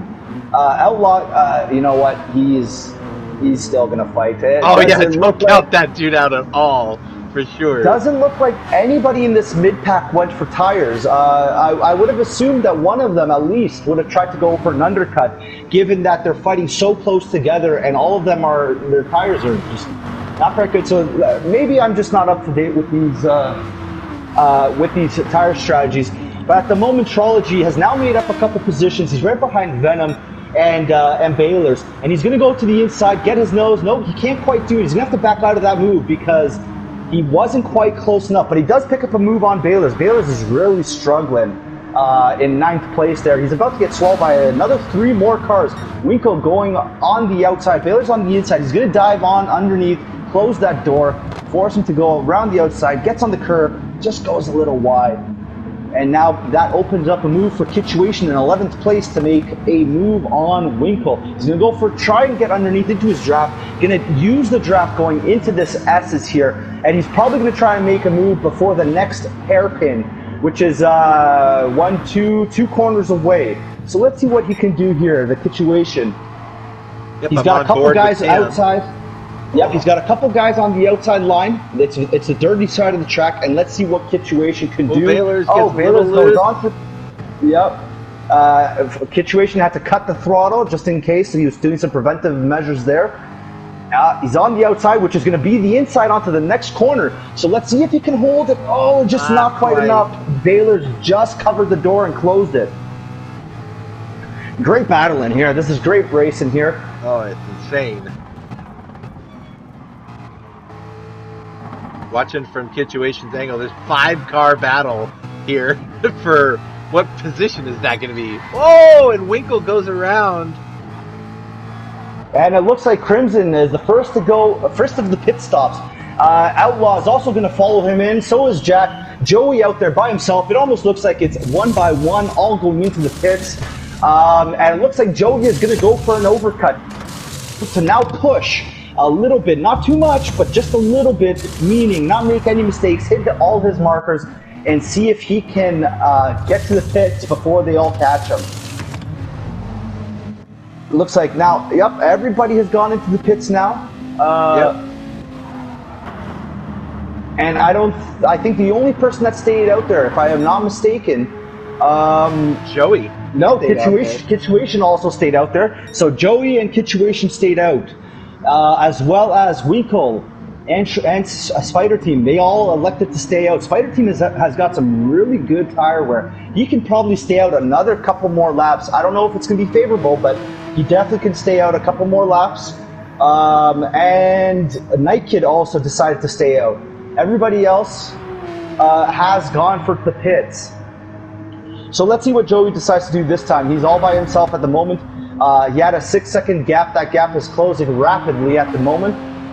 Joey's probably going to want to go into the pits this lap. If he doesn't go into the pits, they're going to get way too close, and he's going to throw away that pit strategy that he elected with. So let's see what he does. Crimson is pulled the pin. He's really pushing. Crimson is now on the hard tires, fresh hard tires. Outlaw also on the hard tires. Jack also on the hard tires. Supermex, who was the first of that group in the top 6 on hard tires, is now on medium. So he is now starting to put in the pace. He has J-Rod right behind him, but he isn't too worried about that because J-Rod is in the Porsche on the hard tires. So if Mex does everything correctly, he should be able to retain that position long enough for this pit cycle to go through. Wow, look at that gaggle of cars from 6th on back or 5th on back. That's right, let's see if Joey goes into the pits. If I was his pit crew right now, would be yelling at him to go into the pits. No, he's going to go one more time. That Joey's means going one Crimson, more, huh? He's going to go one or two more. I wouldn't advise going any more than that. I don't know if his pit crew is paying attention. I don't know if his pit crew is paying attention, but I would not advise Joey to go any more laps than this. He's going to be too much risk for very little reward. Because Crimson is approaching quickly. Outlaw also approaching quickly. Winkle's in the pits. Yep, Winkle's now in the pits. No, and let's go to 9th place. Let's go to 9th place there. Once you're done with the pit strategy, of course. Yep. Let's go to 9th place and watch this battle. As we have the two Vipers following the Porsche and the Corvette of Baylor's. Baylor's now on the medium tires. He's looking a lot more stable. If you pay attention to that Corvette, it's not quite as wiggly as it was in the rear. Before, it was just all sorts of drama. And we've got a yellow flag up ahead. Somebody must have gone off track. It looks like Outlaw must have spun one more time. He's going really slow down the hill.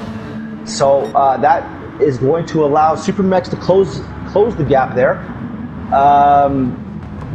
Supermex is now in 5th place, still in 5th place, I should say.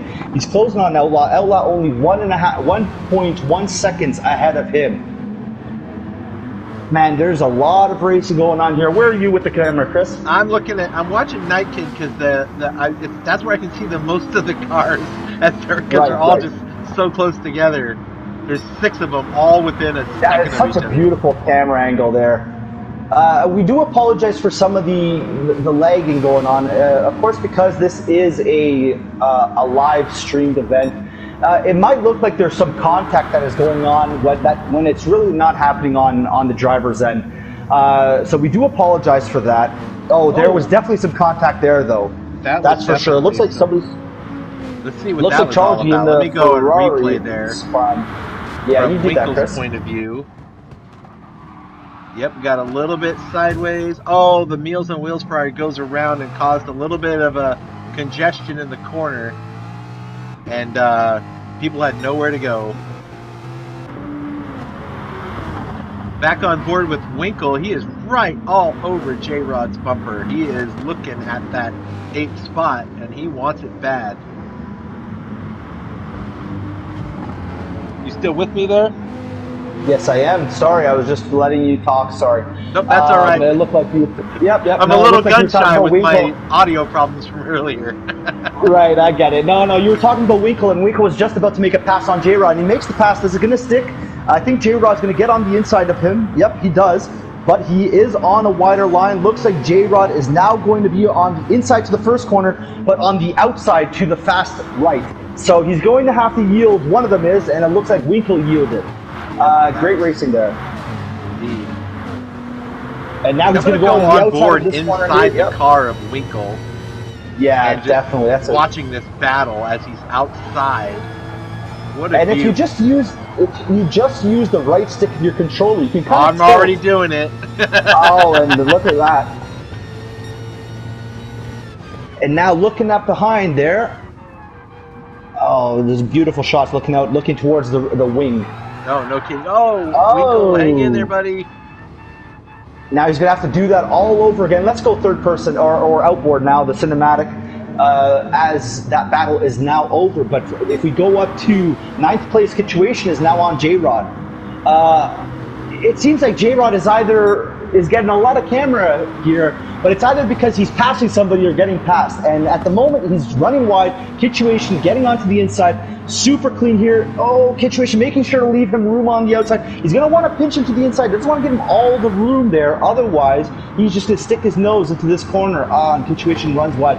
That Mustang, Situation has been saying the front end is a little, all week he's been saying that the front end, it just doesn't turn as much as he wants to. Yep. And to quote the Situation, you know, racing is all about turning. So it's all great that the Porsche. Wow, that was. And that is the brakes, just not doing anything. That was nothing malicious. Yeah, there was nothing malicious there. Absolutely no malicious bone in this guy's body. That is just unfortunately locking up the brakes and not getting it stopped in time. And unfortunately, because of that, Venom was the biggest loser. He got collected by J-Rod, and Venom then, when he got back onto the asphalt, he just spun up. Let's go up here to Joey. He's in first place at the moment. It doesn't look like he's pitted yet. Before you go there, I just wanted to let you know. So you mentioned earlier how J-Rod was either passed or getting passed. He was the only one in that whole gaggle on the hard tires, from what I saw. So that might have been why he was struggling through there. Right, he was struggling, but at the same time, he wasn't always struggling, if you understand what I'm trying to say. Correct. Is that he had enough grip to make the moves. But unfortunately, the group that he was in were all on better tires, so there were lots of times where they were able to brake a little bit later.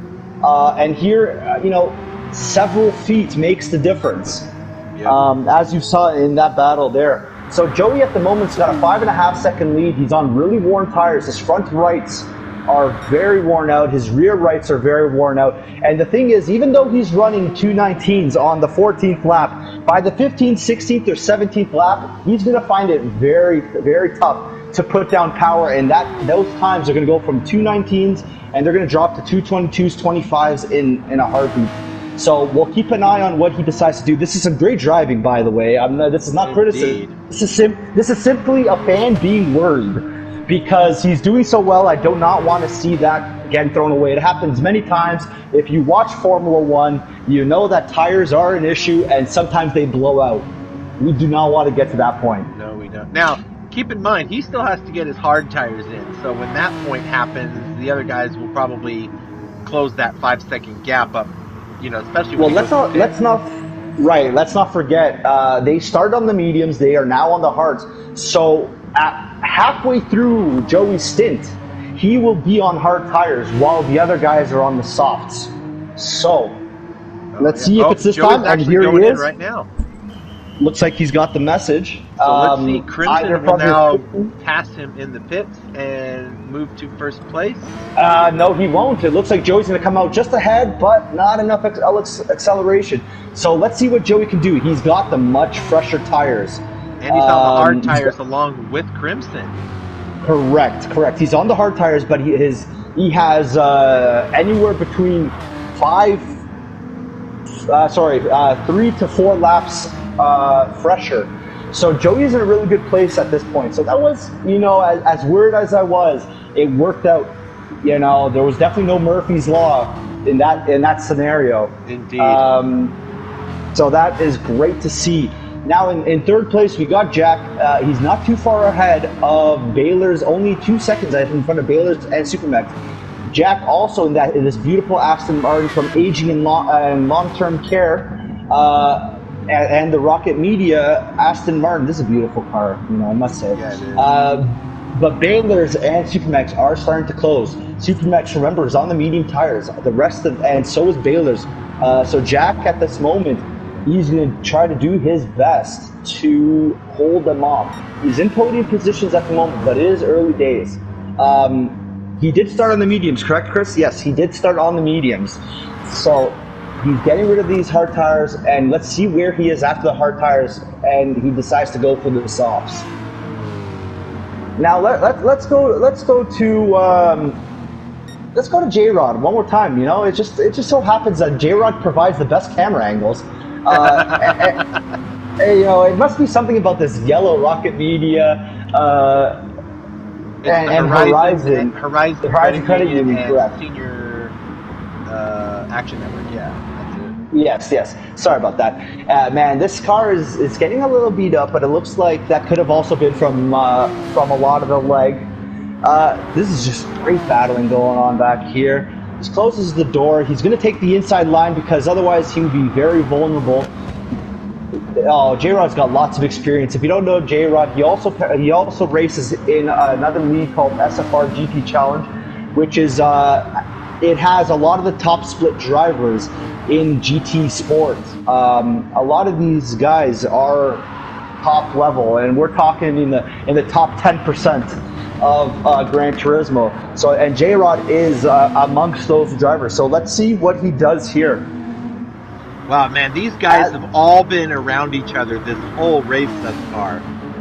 16, 17 laps of these 5 or 6 cars in a bunch. That's got to be so much work. Right, it's just great to see that how this track is so wide that there's a lot of these corners you can go, you know, 2 cars wide. You can go 3. It's not advised because the guy on the outside is on the marbles, which in racing, and he gets collect. It was Trology. Let's go to the mark there. Trology got into the wall and unfortunately hit the wall, and he just spun right into J-Rod, and that's just unfortunate. Let me go back and take a look at that from. You're going to want to go from Trology's point of view. I'm going to look at situations actually to see what happened there. Oh, Trology hits the wall and just comes sideways and collects. Yeah, he just goes like 4 lanes across. Yeah, unfortunately. That's unfortunate. What's worse is that Trology did not slow down and wait for J-Rod whatsoever. Yeah, that's strange. He's definitely gonna. I don't know, unless he was told. I mean, these guys have radio communications. I'm sure that on the radio they were told to continue going since it was an honest mistake. I don't know. Maybe perhaps J-Rod felt like, you know what, there's no point getting the stewards involved here. Just keep racing, and we'll sort this out later in the race. Yep, perhaps. But, you know, considering I'm not on the drivers, we're not on the driver communication, to me it was just a little strange that he didn't wait. So I'm going to give him the benefit of the doubt. These guys are all friends, so I'm going to give them the benefit of the doubt. I just don't want people to think that Trology didn't wait because he didn't want to. I'm sure there was some communication. I hope. I sure do. These guys are all just battling so hard. Every one of these cars has got damage on every fender. Right, and let's go to a car that is actually immaculate. 0 contact has been involved. Let's go to his 5th place Supermix. Look at this car. This car is so blue, so yellow, not a scratch on it. I mean, this guy is he's just been threaded the needle. He's either been very lucky, well, I know he's very skilled, so it's not an and or, but he is skilled and he's been lucky. Yeah. Because he hasn't been collected. That's more what I was trying to go for. Look at that beautiful livery here. Beautiful shots. And up at the front, it looks like Crimson is still ahead of Joey. Joey, remember, they're both on the hard tires. Yeah, but Joey's right there. Yep, it looks like Joey is trying to get ahead of Crimson here. Baylor has now finally moved up to 3rd place. Supermex in 4th. Jack has dropped behind Supermex. Supermex has made the move on Baylor, so maybe if you put a mark and check out 18 seconds back and go to Supermex, perhaps we'll catch it. If Supermex is behind Jack, then that's when the move's about to happen. Nope, Supermex is in front of Jack at that point. Okay, so we just missed it, unfortunately. It happens. But now it looks like Jack is diving inside. Look at that. Whoa, Oh, and he keeps it. Just keeps it. nice He does move. Wow, how do you make that one stick? on the harder tires too, on the lesser of the grip scale, if you will. Yeah, that was it's not easy to make a move like that, and he left just enough room for Supermex to not have contact. So that was great. That was great driving on both ends. It wasn't just on one; it was on both ends there. Indeed.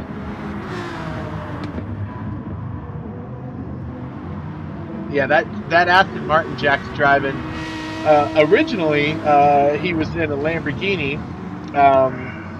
There were some challenges with that manufacturer on this course, so Race Direction made the decision that they could swap to a different vehicle if they wanted to, and the Aston Martin V12 was the one that was chosen. So him and Spider Team are the ones that are driving those Aston Martins, and they're handling those cars much better than those Lamborghinis were. Let's see. Let's take a look at Outlaw. Outlaw is in 6th place.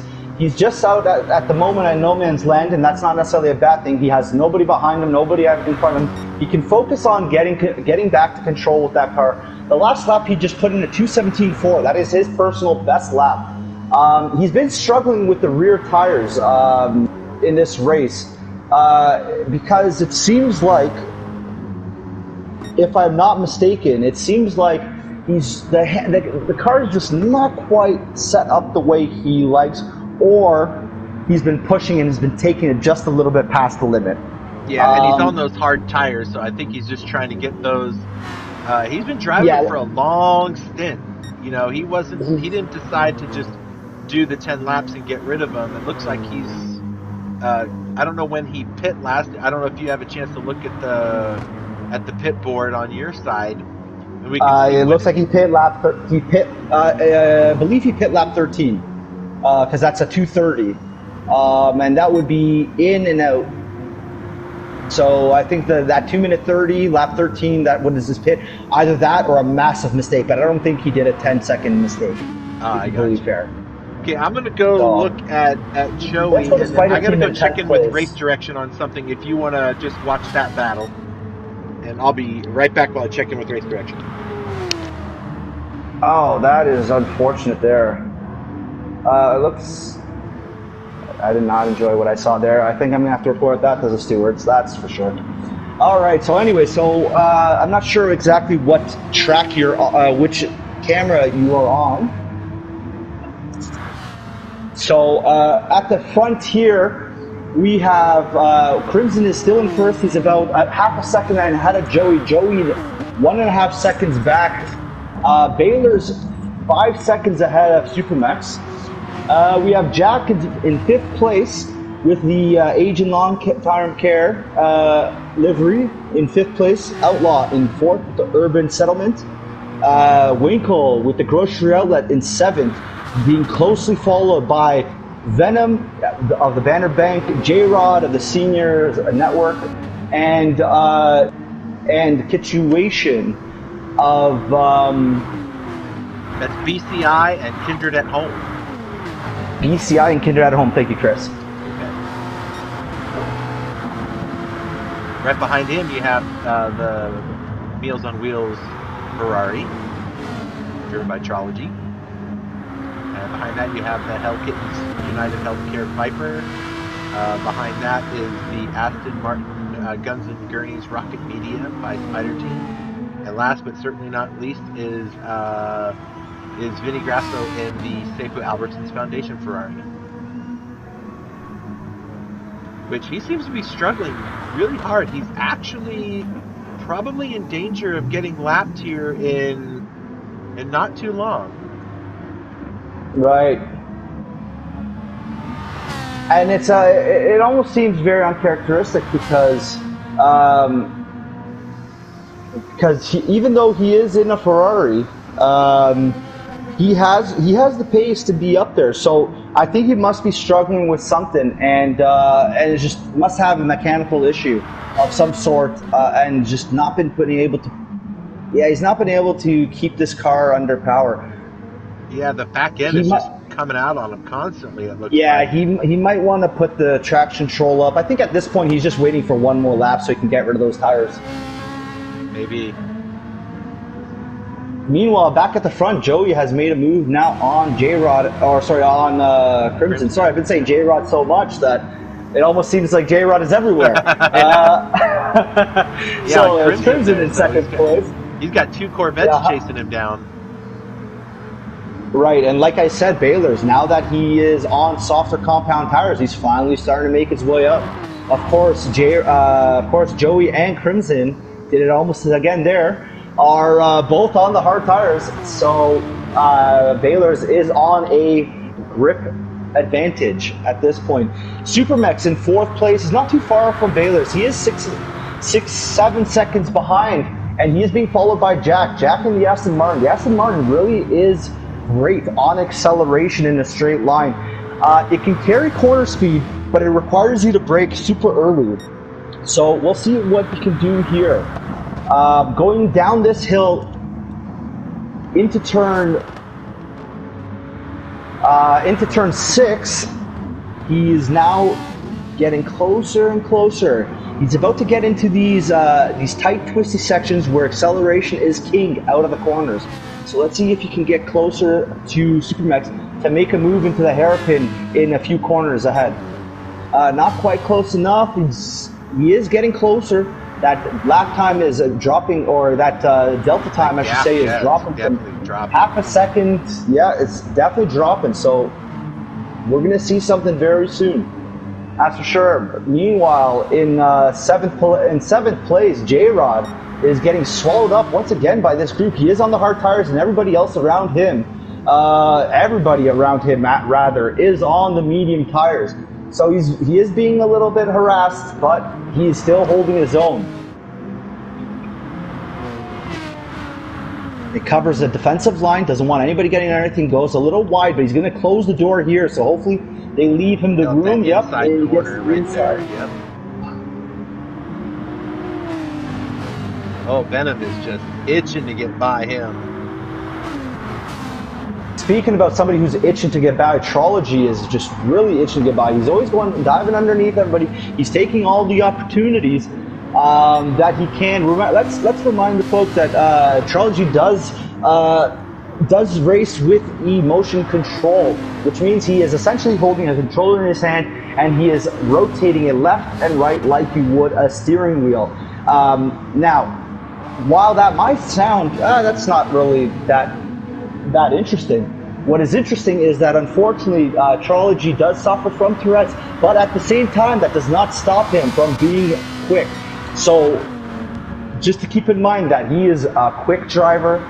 He likes to try and drive clean, but there are some times where there are instances on track where he does get a tick, and you just have to apologize that it is not him being purposely bumping into somebody. You know, unfortunately, when that happens, your hands naturally will move. And while if you were in a car with a wheel, there'd be some force feedback, there would be some weight to it, and you could kind of hold it. But under the controller, he's at a major disadvantage.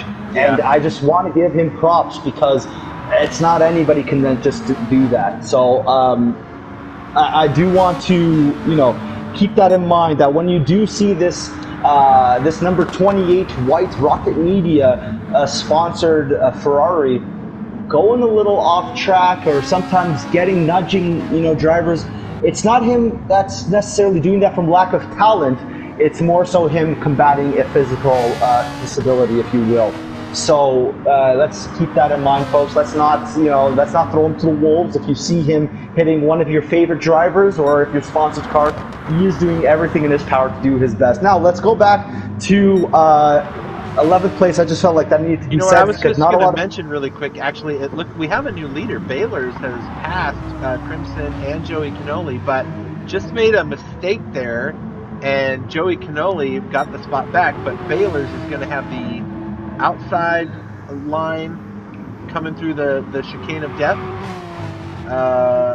So Joey is going to hold that spot again on the hard tires. Now, Baylor's medium tires are pretty shot. I mean, those front tires of Baylor's might as well be hard tires at this point. Yep. Oh, and there you go. He's going to go. go get rid of them now. Yeah, and unfortunately, Joey can't do that. Joey has extended his first stint, I believe, well past the 12th lap. So I believe he went in 13th lap.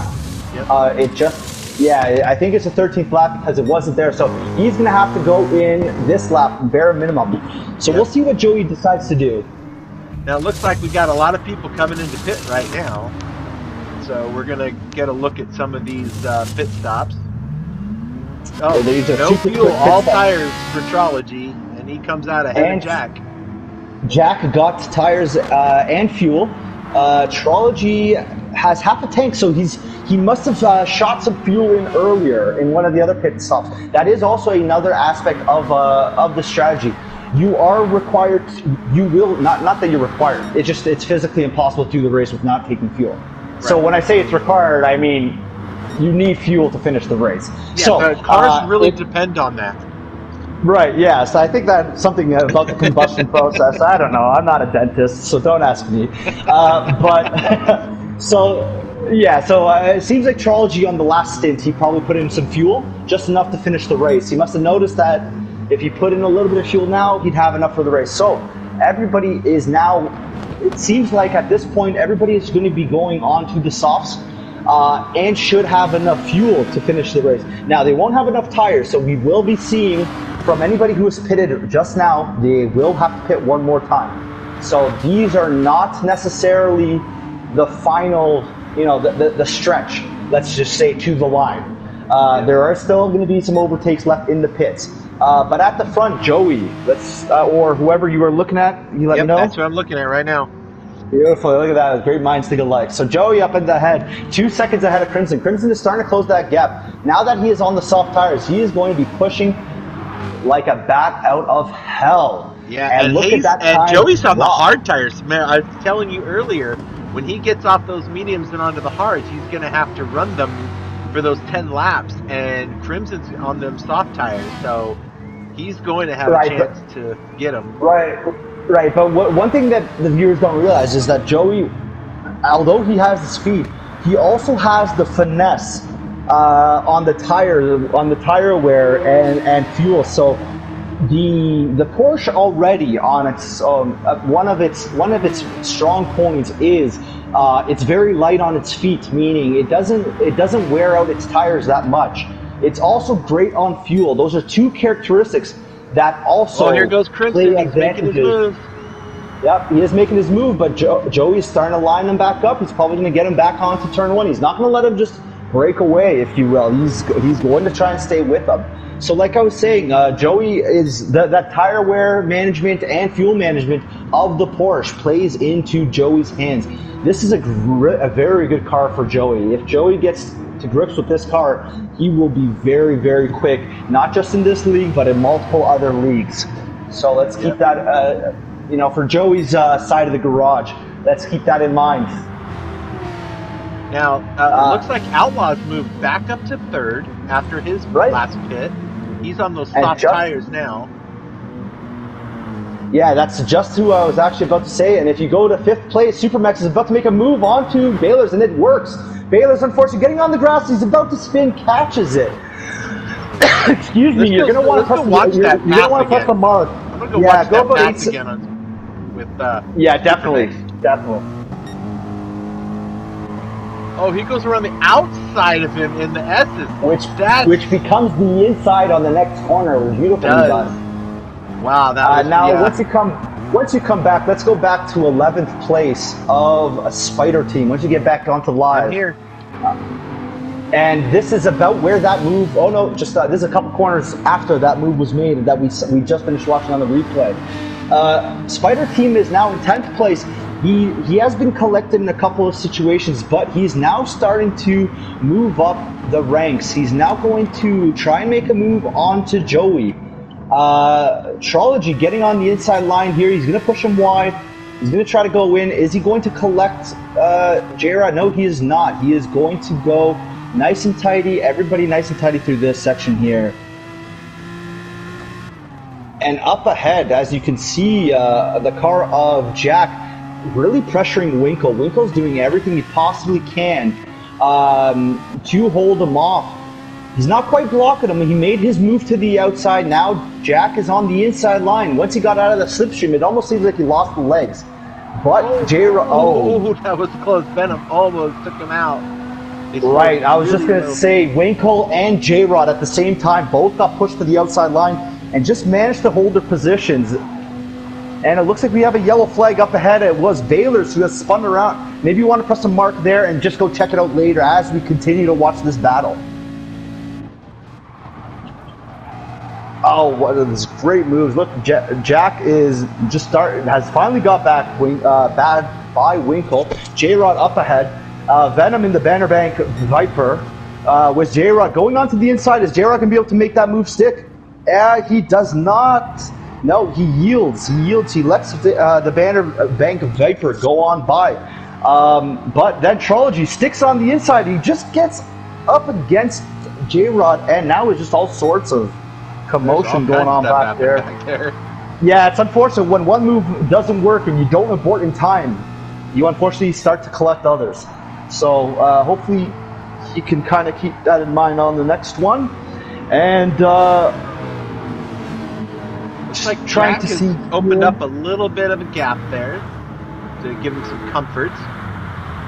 Now that Mustang though has some brakes on it. I'm telling you what, that thing can stop really well, so he can probably out-brake him to get into the corner. Now, Jack is running on soft tires that are fresher than Winkle, so he may have a slight advantage there. Oh, a Spider Team dives inside of J-Rod to take the spot. That was a nice And does move. it work? Oh, it looks like it worked, but now J-Rod's on the inside. And Trology goes around. Yeah, Trology unfortunately was not in a very good spot. He was on the outside, and just the way when he turned in, the rear of that car just nicked Trology. It's just unfortunate. That Kitchuation is all over Spider Team, right in his slipstream. I think he's going to try to make a move. Bump trapping. No, it looks like he's bump trapping him. By the way, at the front, while you keep the cameras there, I just want to give you a quick little update. Crimson definitely pulled the pin. His last couple laps have been 2:15s, 2:15s, 2:16s. So he is flying. That is nearly qualifying times right there. Yeah, Joey is anywhere between 2.5 to 3.5 seconds slower in the last three laps. Now Joey is driving fast times, 2:18s for hard tires, but the problem is that he is 2 steps lower in grip level compared to Crimson. So we'll see what happens towards the end of the race. Don't forget, Joey is still have to go on to the soft tires, and when he does, he's going to have fresher tires. So hopefully that plays to his advantage. Next to catch Joey, also on soft tires, is Outlaw. Outlaw has dipped into the 2:14s, and he is now really catching Joey. So he's 4 seconds faster. So it's essentially, the hard tires are about 1 second to 2 seconds slower than the mediums. The mediums about 1 second to 2 seconds slower than the softs. So that 4 seconds makes sense in a way. Indeed. So let's see what happens here. Let's go to third place. And watch this battle. If you are, yep, you are. Okay, good. It's not going to be much of a battle. No, it's not. I think he's going to play a defensive line here, just to kind of, probably slow him down as he goes into the pits. Because and that was minor. Let's see if Joey goes into the pit here. He's on the outside line. Is he going to do it? Yeah, it looks like he is. Now he is. Perfect. Now we're going to be able to see Joey with the much fresher soft tires. Let's see what he can do. He's going to get passed by Supermax as well. No, he's not. He's putting it into fuel. Maybe he is. Yep, here he comes. Here comes Supermax. Joey's coming out of the pits right now. He gets out in front, but is it enough to hold him off? Yes, it is. Just enough. Just enough to hold him off. Now, Supermex still on the medium tires. Supermex is probably going to run these medium tires. He's going to slip right into the slipstream here of Joey. And hopefully Joey, for Supermex's sake, is going to pull him away from the group that's starting to catch him. That is Baylor's and Jack. So if Joey can basically pull Supermex ahead, Supermex is going to be able to take these medium tires much further into the race than he possibly was expecting. Or if he was expecting, it's going to be a much better job now that he has a slipstream. So it's going to play right into Supermex's favor, getting in behind Joey at this moment. Yeah, and the longer he can stay there, the better, for certain. Yes, exactly. The longer he can stay behind Joey and Joey's slipstream, the better overall he can do, the better lap times overall he can do with those medium tires. Because Supermex is now about to get attacked by Baylor's and Jack, who are both on the hard tires. Supermex is, like I just said, on the mediums. So hopefully he can use that slipstream ahead of him to keep these guys behind him. In the corners, they have the advantage, but he might have. He still has Corvette is making the move. Yep, he still has a slipstream in. He's on the inside line. He's going to brake light. Oh, he's going to yield. He's going to yield that one position. He's going to just let go one. Baylor's goes super wide. Supermex tries to tuck in. Nope. And Jack was right in the middle of the track. Unfortunately, had to yield and back off. Now let's give this group at the back a little bit of love. Let's go to number 9 of United. United Healthcare, Hill Kittens Viper. Yep, that's the one. As he gets passed by Trology in the Rocket Media Ferrari, and not too far behind.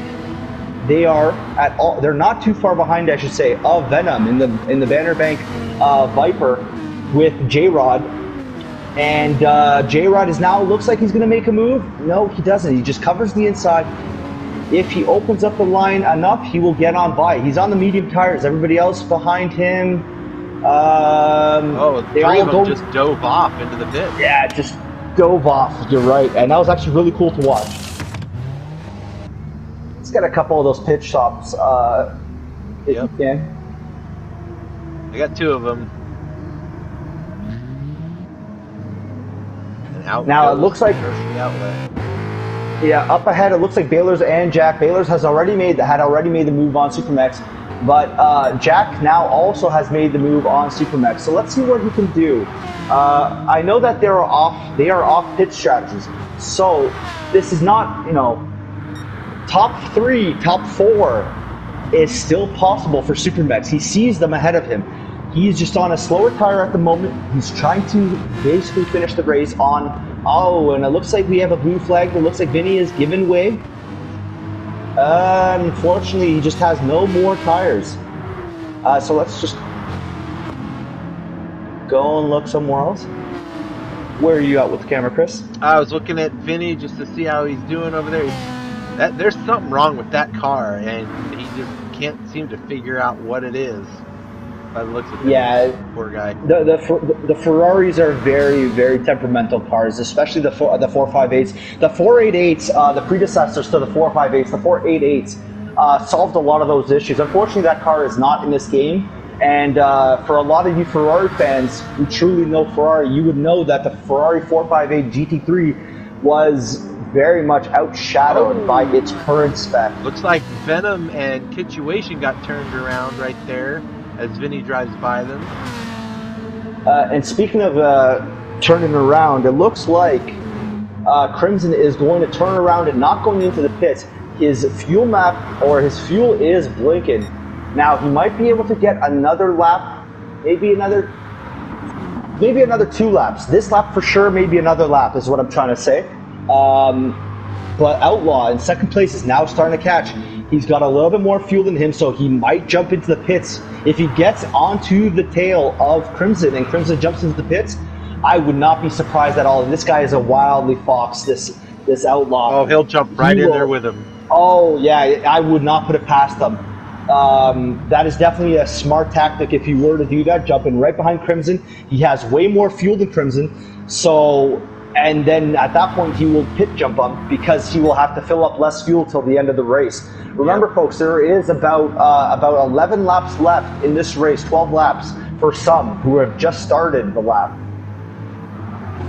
Let's go here to 5th place. Quickly, 5th place is just making a move on Baylor's. He's on the inside line into this downhill corner. Is he going to be able to hold it? He breaks a little park late. It on the apex.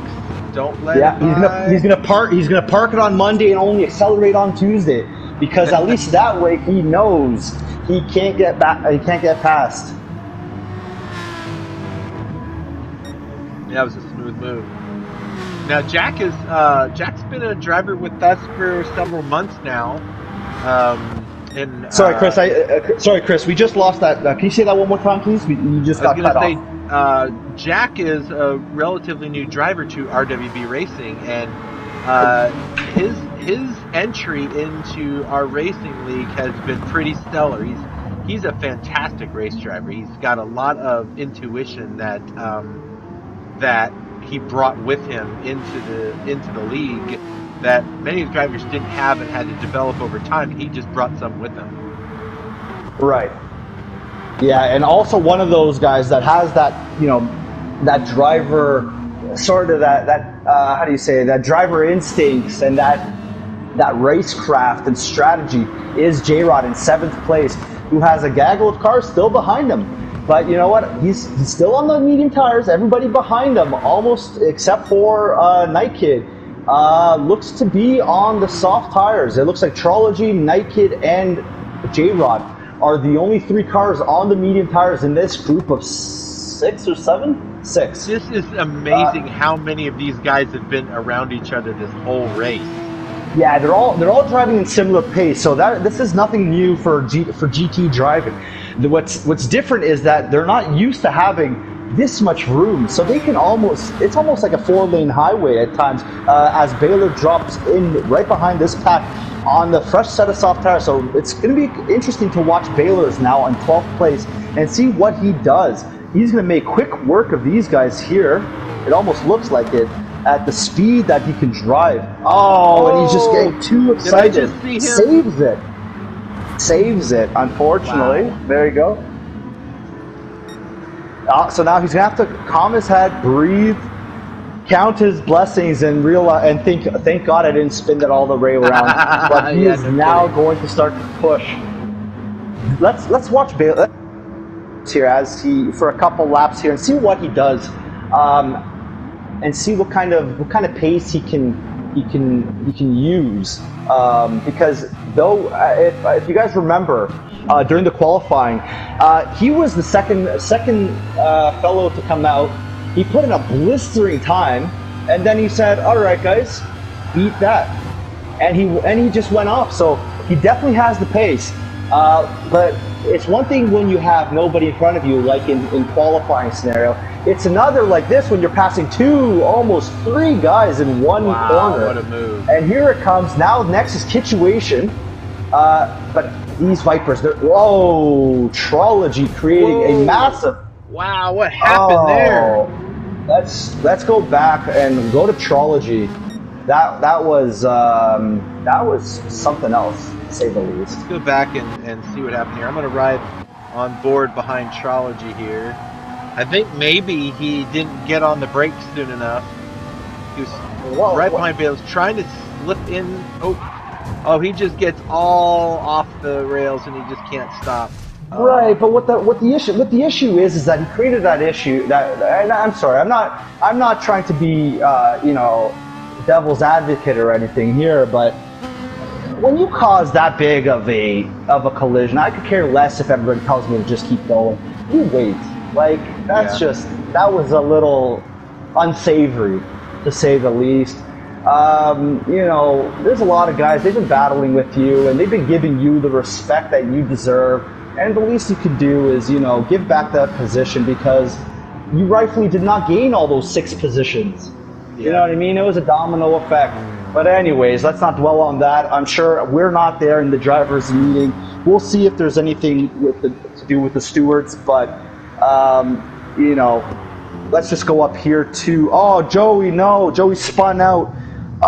He's been pushing. He just got onto the soft tires recently. He's been pushing, and now he's getting passed by Supermex. Yep, Supermex still on the medium tires. Still on those medium tires, while Jack Crimson and Outlaw, who is now in first, And it looks like Outlaw did not go into the pits when we thought he should have. Crimson went into the pits. Now Outlaw 13 seconds ahead of Crimson. He's going to have to go into the pits this lap. I don't think he has enough. Yeah, he's going to have to get tires fuel. and fuel, and I think Crimson's going to be able to get that 13 seconds back.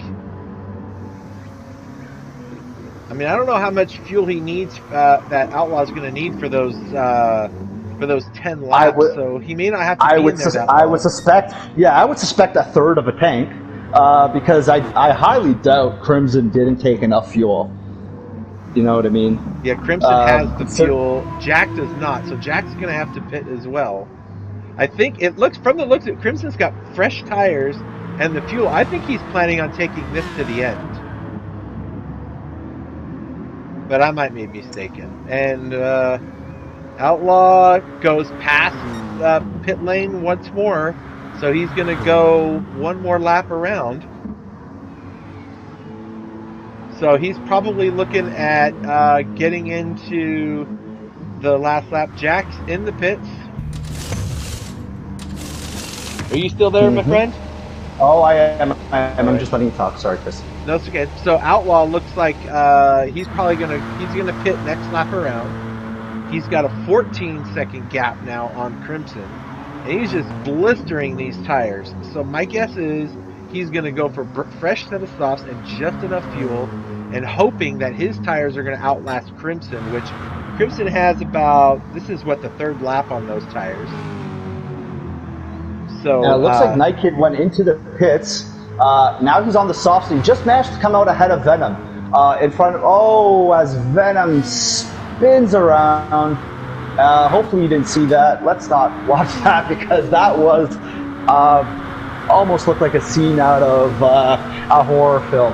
Oh, okay, we'll skip that. I'll just take a look at this pretty Viper of Night Kids. my heart sank. As he got on those tall curbs. Like I say, these curbs, they look inviting, but you get on them with a little bit too much throttle, and it just spins you around. Oh, and Night Kid gets a little heavy on the brakes and a little sideways, but he manages to keep it together. What happened was just at the point in the corner where you go to turn in, he just touched a little bit of the grass. It tickled his toes, and it just came all the way around. He did a great job of not collecting J-Rod or Trology in the process. Now, looking at Outlaw, he's going to run out of gas in the pits by the looks of things, and his right side tires are just horrible. And how he's driving this thing so fast is beyond me. No, it's not beyond me. It's amazing. Yeah, he is, and I just have to say, I think Outlaw timed this perfectly. He's now going to go into the pits.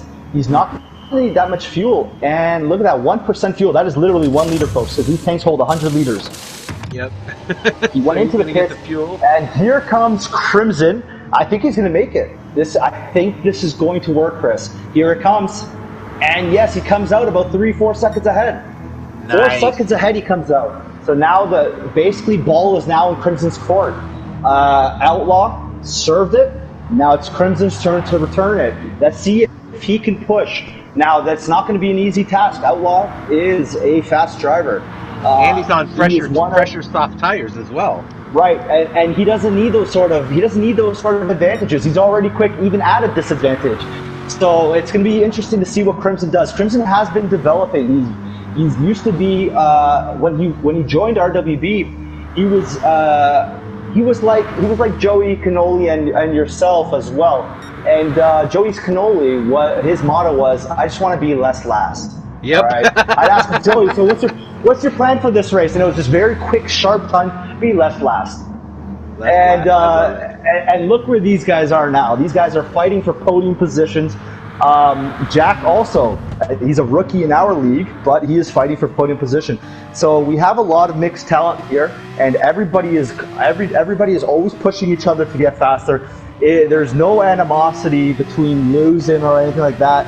It's just it's a great rivalry, and it's great to see this. And now let's go to Super Mex, who is still on the medium tires. It looks like he should be going in this time around. If not, if he doesn't go in now, he's going to get swallowed up. It's going to be tough. Yeah, because the thing is, you kind of want to go into the pits while you're ahead, as opposed to when you drop back. So if he stays ahead of these guys, at least most of them, he is going to be at the overall advantage because all of these guys are on soft tires and they got multiple laps already, right? So if Supermex comes out just behind these guys, because it looks like he has about the fuel. Yeah, it looks like he has the fuel to finish this race. So Supermex is in a great position for a top 5. He is. Possibly now, you know even what? 4th. We need to take a minute because we haven't mentioned this for a good portion of the race. I want to make sure everybody understands this is a race for charity, and we're trying to raise money for Meals on Wheels. So those of you who are enjoying the racing or just want to help out a great group, hey, get out there to rwbracing.com/donate. The link's in the description in the YouTube video as Supermex goes into the pit. And or if you go to rwbracing.com/donate, it'll take you to the donation page for Spokane Meals on County. Wheels, folks. Yep, thanks. I'm struggling to get the It's words okay. out. Also, if you're sometimes when watching you have on a lot of things on Facebook, screen. yep, if you're watching on Facebook, down on the bottom there's an opportunity for you to donate that way as well. So, And this money goes to a great cause. So we're not asking for a lot. Even $1 here for some people. $1 is more than enough, and it goes a long way to help feeding folks. And especially in this COVID situation, I think it's definitely we're trying to do our best to help everybody out. This is a race. We were approached by Meals on Wheels, and we've done our best to put this great show together. Hopefully, you guys are enjoying it. If you guys are enjoying it, please leave a like, leave some comments below. But more importantly, before you do any of that, we would ask that you do please donate. That is the point of this, and so hopefully that goes on. And back to the race. And so, look at this. Chris, where you Jack is getting just hounded by Joey. Joey is all over him. Jack's on his medium tires. Joey's on softs. So Jack is going to have a hard time holding Joey off. If I'm not mistaken, it seems like Jack opted not to use the soft tires to finish the race. Looks like he went into the pits lap 31 and he went on to mediums, so he is going to finish the race on mediums. Joey's struggling with the tire wear. He's getting close enough, but he just can't put the power down and the car turned where he wants. He's almost drifting into Jack and then having to cut the throttle because Joey obviously does not want to cause contact, so he has to lift and cut the throttle, apply a little bit of brakes just so he doesn't widen the line too much. Let's see what happens here. Is Joey going to stay in the slipstream and he is not going to go into the pits?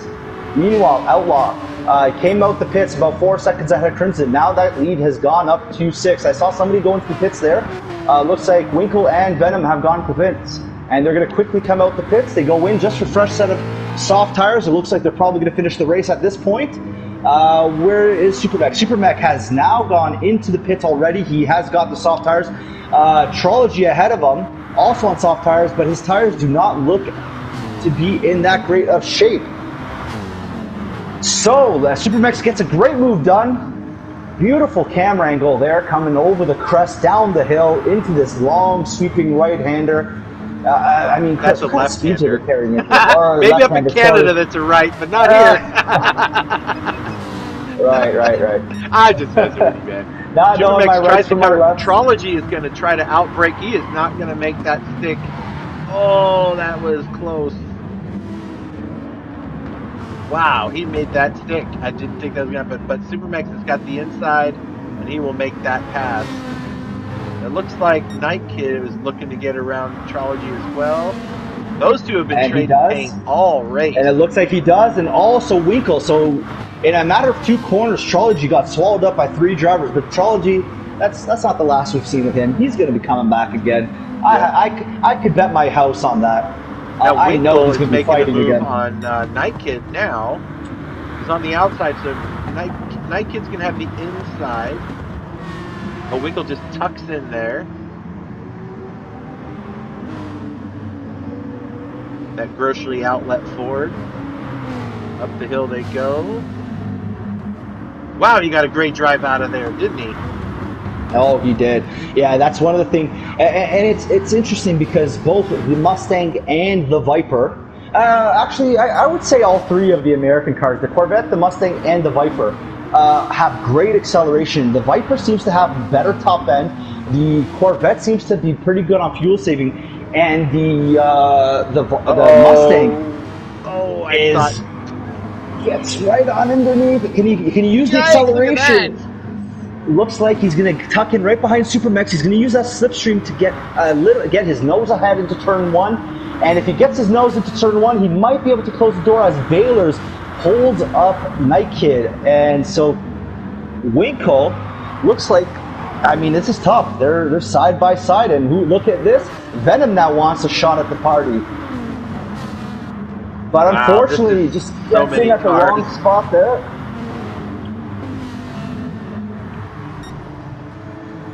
Yeah, let's go to Baylor's here in 7th place as he puts a move on to Supermax. Supermax forced onto the outside part of the track there on a part of the track where they're going anywhere over 120 miles an hour into that corner, Chris. Going down the hill, how fast is that?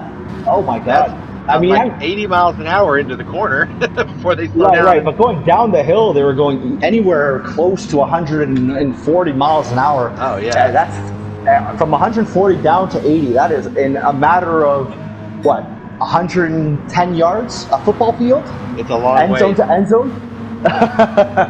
Oh, it's a short way, you mean? It's a short ways. Now, Baylor's, he's got some fresh tires on that car. He's, I don't see a spot of red on him, so he must have pit when we weren't paying attention. He literally, right. No, he just came out the pits and he got in front of Night Kid as Winkle and Night Kid were battling into turn one. Now Baylor's is now caught up to J-Rod. J-Rod looks like he is in a great position. His tires are... he's got about 4 laps worth of tire wear. So he's going to try to do... It seems like he is going to try to go to the end. That was close. J-Rod, that was very close. That Horizon Credit and Senior Action Network Porsche. He's doing a great job. That yellow and red Porsche. And speaking of red and yellow, let's go to 13th place. The Situation. Now, you see that he's pretty far back, but I wouldn't be too worried because remember, this car has some great speed. Yes, he does, and he gets behind this massive gaggle of cars. So, what is he going to do? This is going to be interesting. Let's watch Joey as he goes into turn 2, coming up into turn 2, 3, 4. These the uphill S's here. Let's go into cockpit view, please. Sure. Look at that! Holy crap! That was 3 cars all at once. To look. Now he's going to split to the inside here. Oh no, he can't do it. Oh, that was a great time to go into cockpit view. That just... Oh, goes on the outside, can't do it. Hold it, buddy. And he does. He gets swallowed up, but that's okay. He's going to try one more time. He's got really fresh tires. He's going to want to cover the inside line here. On his outside. Yep, Spider Team in the Rocket Media and, sorry, what was that other one? Metrology, yep. Metrology and Spider Team are right behind him. Oh, he had made a huge pass on there. And he's got time. He's inside. He's got the inside there on that Viper. Which is going to be the outside. And he's going to slot right back in. But now he's going to try to go around the outside. He's got the fresh tires. And look at that. He goes to the outside. He pinches a Night Kid. Oh, and Winkle. And now he's going to be on the outside. But at this point, he needs to yield. He needs to yield. Because he was about to get pushed off track. He did not have the right to the racing line on the exit. So it is something that you got to keep in mind. Sometimes you like to push, and the respect is there, but there's other times where just physics is not on your favor. Yeah, exactly. You can only drive the cars so fast. Right, and the driver who is also pushing to the limits can only give you so much space when all the G's are trying to push you out.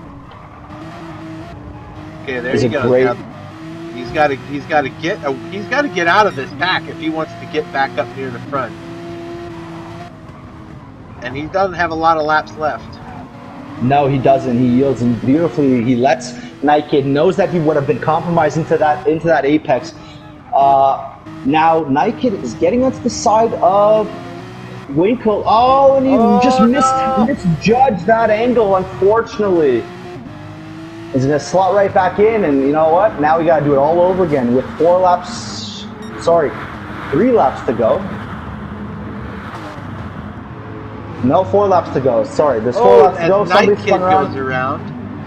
Yeah, that is unfortunate. So the leader of this group is none other than Baylor's in 4th place. So essentially, Joey is in what place is that? Sorry, Joey is in 10th place. He's now made a move.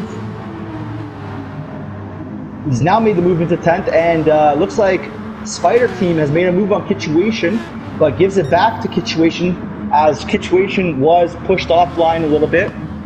And Joey now right behind Winkle on the outside. Trology covers the middle. He's going to go super wide. Joey's going to go inside, go for the cutback. It makes the move stick. They're going 3 wide into this corner. Somebody's going to have to yield. Oh, Joey makes it work. Great move. That's up to And now 8. up ahead. Yep, now up ahead, we got Supermex. Supermex has a little bit worn tires, but he's got plenty of tire wear, or plenty of tire grip, I should say. It's not to say that Joey's tires are that much better, but he will be able to brake harder. He will be able to brake quicker. So let's see what happens here. Venom is doing a great job, and so is J-Rod up ahead. This is just a great battle in here. I'm just kind of, I'm kind of curious to this strategy. Oh, and he goes to the inside to clean move, sticks the door. Look at that. He rubs the door. Beautiful move, super aggressive but super clean. Now he's moved up another position. Oh gosh, I feel like I'm rooting for him, but it's just because that strategy of his is so. Oh, and one more. So he's now back up into 6th position. This is just getting super heated. If you are a part of Kaiser Permanente, you are definitely putting and jumping up and down as this poor car. Oh yeah, as he just pushed up from 12th place all the way to 6 positions in a matter of 1 lap. Now this is the real hard part. Okay, he's done let's say he's done part 1 of this mountain of a climb that he has to do. Second part is now try to catch up to J-Rod while at the same time holding all those people who are out for blood at this point. He just made it through all of them in 1 lap. Now all of them like, no, Joey. They're gonna hook their toe on him. Jack goes around. Was that Jack? That was Jack that went around. I must have missed that. Let me go find out what happened there. He's all the way back to 13th. Let me go replay there and see if I can see. So Baylor's is right there with him. Baylor's bumps him off the track a little. And Jack spins and Baylor's takes over 3rd.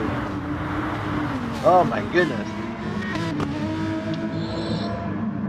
That is unfortunate. And in 5th place, Joey is with J-Rod. Now these guys know each other very well. It's not just because they got the same car, folks, but they race in multiple leagues together. J-Rod looks like he has just enough fuel to make this race. His tires are a little worn, definitely worn compared to Joey's, but he's a clever dude.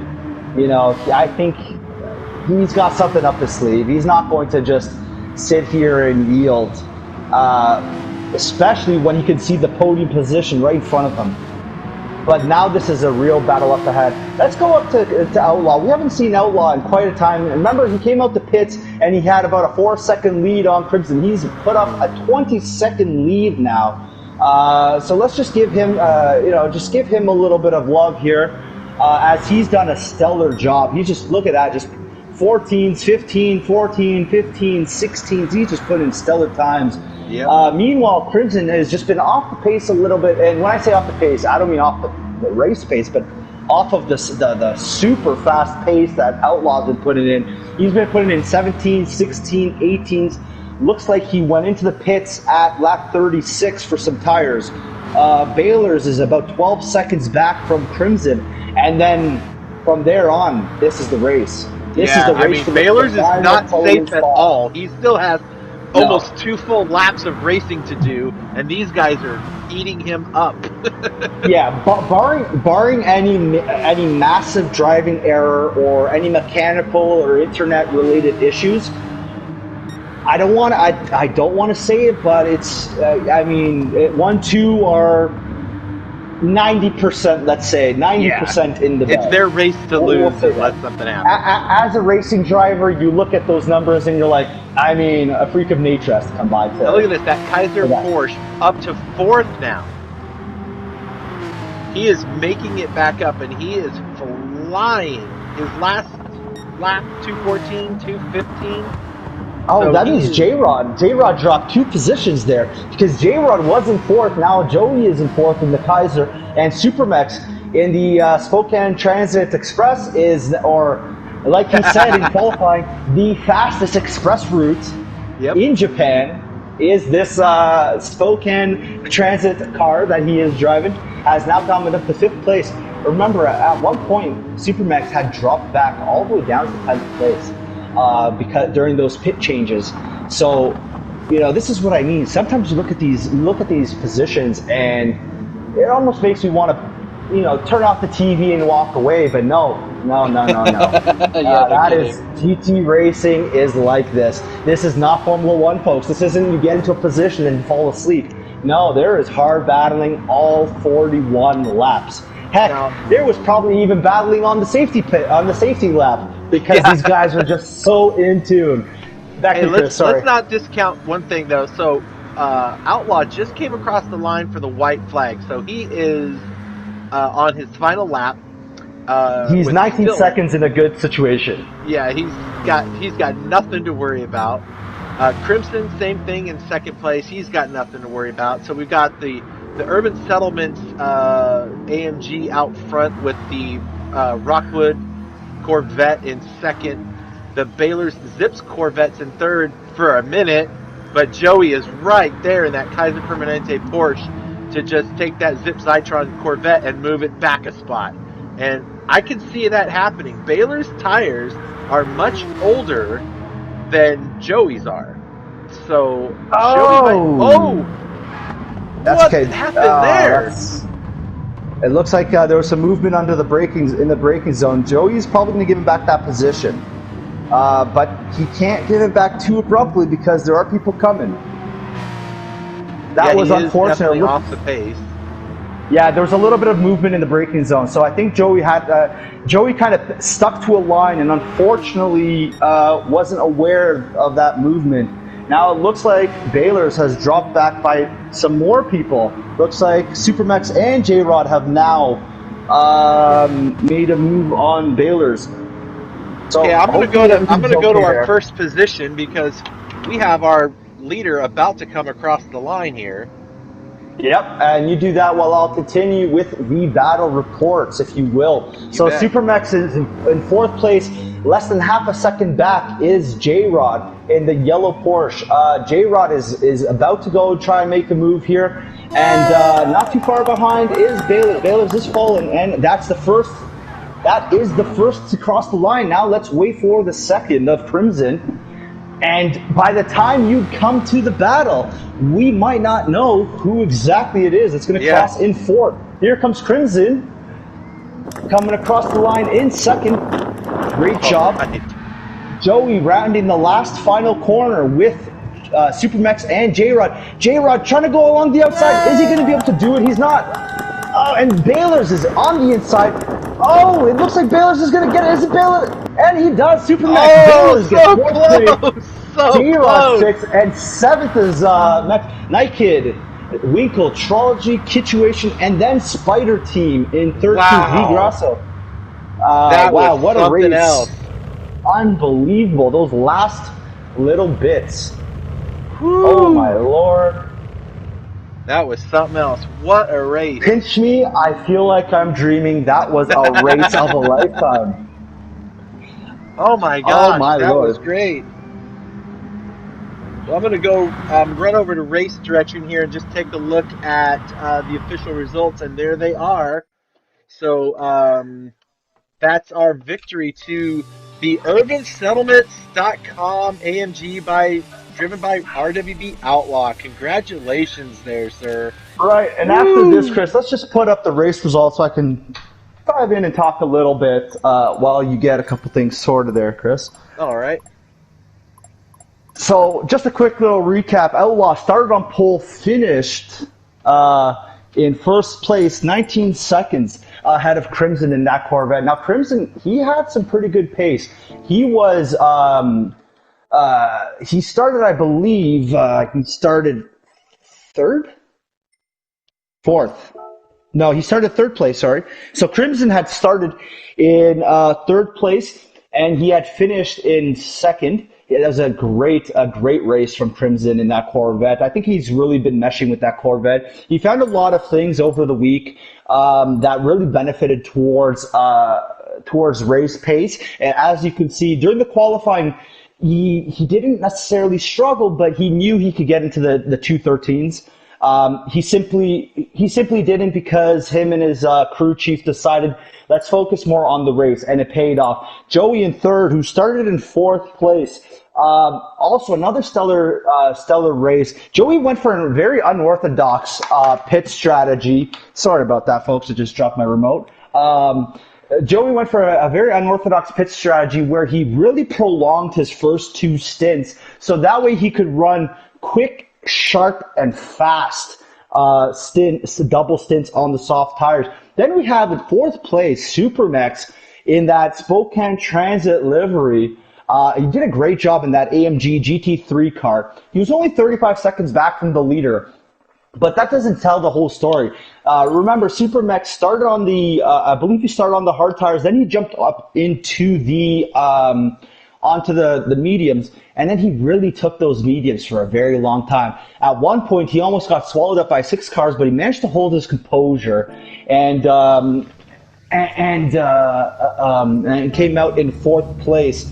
Baylors, who started on second, who was originally on provisional pole after qualifying before Outlaw managed to put in a couple laps and scored the pole position. So he finished fifth place. Remember that there was a little incident at the bottom of the hill before those quick little technical midsection with Joey.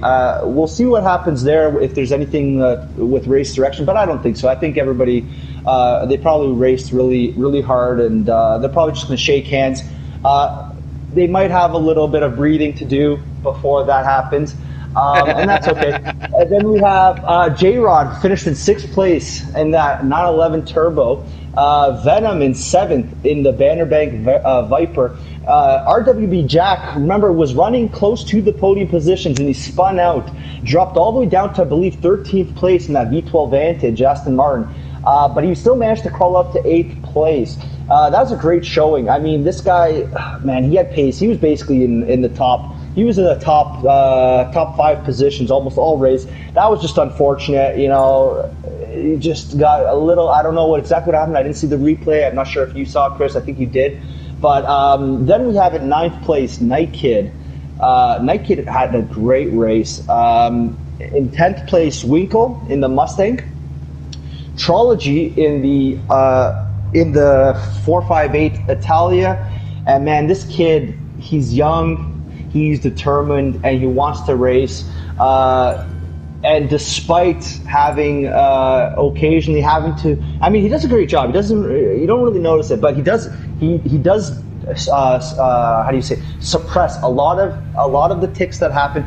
Unfortunately, sometimes the ticks happen where he actually jolts his hands.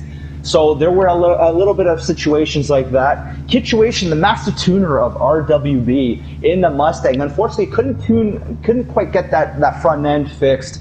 But nonetheless, these are great positions. All these guys are very similar pace. Let's just look at that from essentially from 7th to 12th. They crossed the line so quickly within 2 seconds that we didn't even get a chance to run down the order that quickly. Hopefully the camera angles caught all of them at the same time. Spider Team, also in that other V12 Vantage, he ran a really good race. Now this guy, I really like this guy because he's very cautious, he's respectful, but he's starting to be a little bit more assertive. Now, this 13th place doesn't tell the story of what Spider Team's race was. At one point, he was up into 10th, almost 9th place, and there was a little situation. He got spun around, and unfortunately, he fell all the way to the back. And then we have V Grasso. V Grasso was having, unfortunately, a really, he just was not having a great day in that Ferrari. For those of you who don't know, V Grasso also races a Ferrari livery, but for a Super Formula. And if you were to ask him which one does he prefer, I really don't think. I think even a 2-year-old would be able to tell you definitely the Ferrari of the Super Formula. I would for $1 million. Yeah, easily. I mean, I would pay. Right, exactly. So this time around, he just, unfortunately, just did not have. I don't know if it was the pace or if maybe they tried to fix something, and in a short period, it might have fixed some of the issue. But what happened is he might have not done a race simulation, and when you do the race simulations, you really start to find the issues with some of the cars. Yeah. And hey, 15th. It looks like the top 3 drivers are headed for the podium. By the way. Oh, beautiful! Yeah, let's go in with there. I mean, I was just going to give a shout out to that beautiful AMG pace car. Yeah, let's go back to you there. All right, right. Let's go back to you, Chris. All right. Well, there we have it. There's our official leaders with on the podium.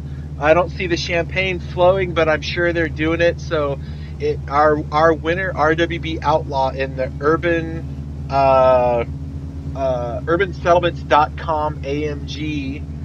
In second place in the Rockwood Corvette is Crimson, and in third place in the Kaiser Porsche is Joey Cannoli. So congratulations to the drivers, to Outlaw, Crimson, and Joey, and their sponsors, Urban Settlements, Rockwood, and Kaiser Permanente. What a great showing, and appreciate you sponsors and all that you've done for the race. I don't know if we can find ourselves the Outlaw to come in and give us an interview. Yep, I'm just looking right now. Yeah, let's see if we can track him down in the pit road somewhere and see if we can get him to come in here and tell us about his win. While you're searching for him, I'm going to just bring up our sponsor list one more time. So here's all the sponsors that have been part of this event today, and we appreciate all of them for their commitment to helping Meals on Wheels get everything together and make this race something special. So I appreciate that very much. And I think we have suggestions. Yes. You still have to confirm that. Sorry, Chris. Yep, I got that. I am trying to pull that up right now, and it's not coming up, so I will just send it myself. Stand by, folks. We're going to go find this guy. He's in here somewhere. And let's see if he's still around. He's appear offline, so you're going to have to drop. Yep, I found him. I think I found him. Let's see if we can get him back in here. Yep. Oh, go ahead. You can. And while you're at it, if you don't mind sending an invite quickly to Crimson and Joey, who rounded off the podium positions, and as well as J-Rod, who's holding a strong race, and we'll just try to get a couple words from him. Okay. And let's see if they're available. And okay, so, and here we go. So thank you so much, Outlaw, for joining us. It looks like we just got Outlaw. Hey, Outlaw, are you there? Hey, Outlaw. Wow, what a race, my friend. I cannot hear him. He should be coming in soon, Chris. Sorry, let me just wait, Outlaw. Let me know when you can hear him. Outlaw, are you Outlaw, there? Are you there? I can hear Chris now. There's Outlaw. Okay, I got it. Right. Perfect. Yeah, Chris, if everybody else who just comes in, if you mind just holding on for a second. So Outlaw, that race, I mean, you started on pole position, dropped back due to a couple errors. It almost seemed like that curbing was just caught you off a little bit. Just explain the beginning of the race, maybe your first two pits cycles, and how you felt with the car going forward from there. Yeah, the car felt good. The tune felt good. It was stable. It felt planted at speed. It felt planted going into the corners, under braking. I really wasn't sure how to start the race, whether I should start on a hard compound or a medium. I decided to go with the medium with a little stickier tire. Try to give it a little bit more stability. I knew I had to go a couple of stints of 10 back to back. I figured to get those harder stints out of the way. Now I did run a fuel map 2, which I stepped the fuel mixture up one, which I'm thinking in the end helped me out with that last pit stop. And I'm thinking that's where I kind of put it in the bag right there.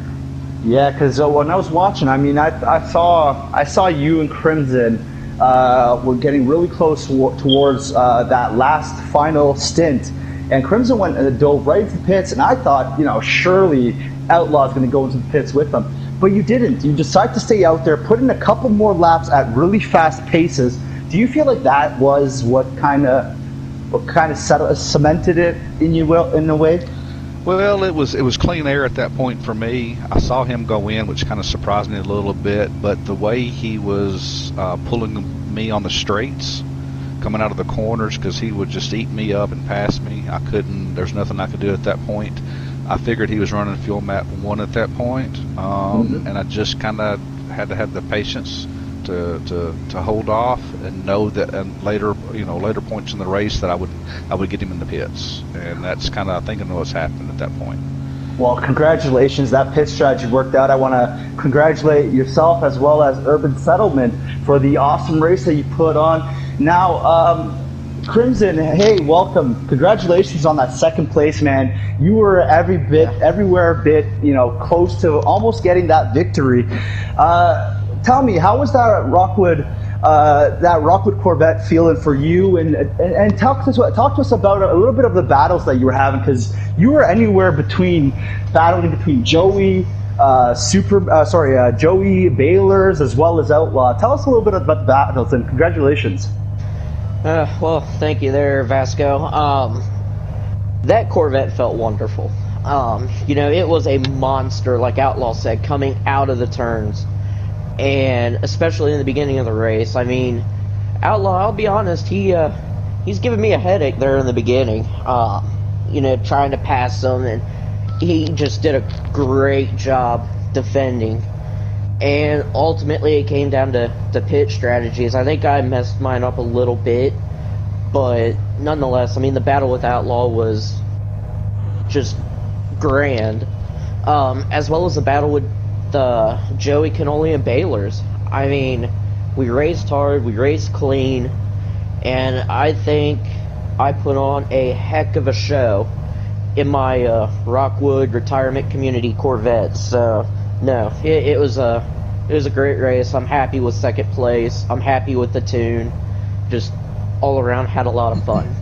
All right, congratulations. Thank you so much, Crimson. I hope you really drink down that champagne. Not too much. I mean, especially if you're going to still be driving virtually, of course. Now, Joey, congratulations, man. Just rounding up the top 3.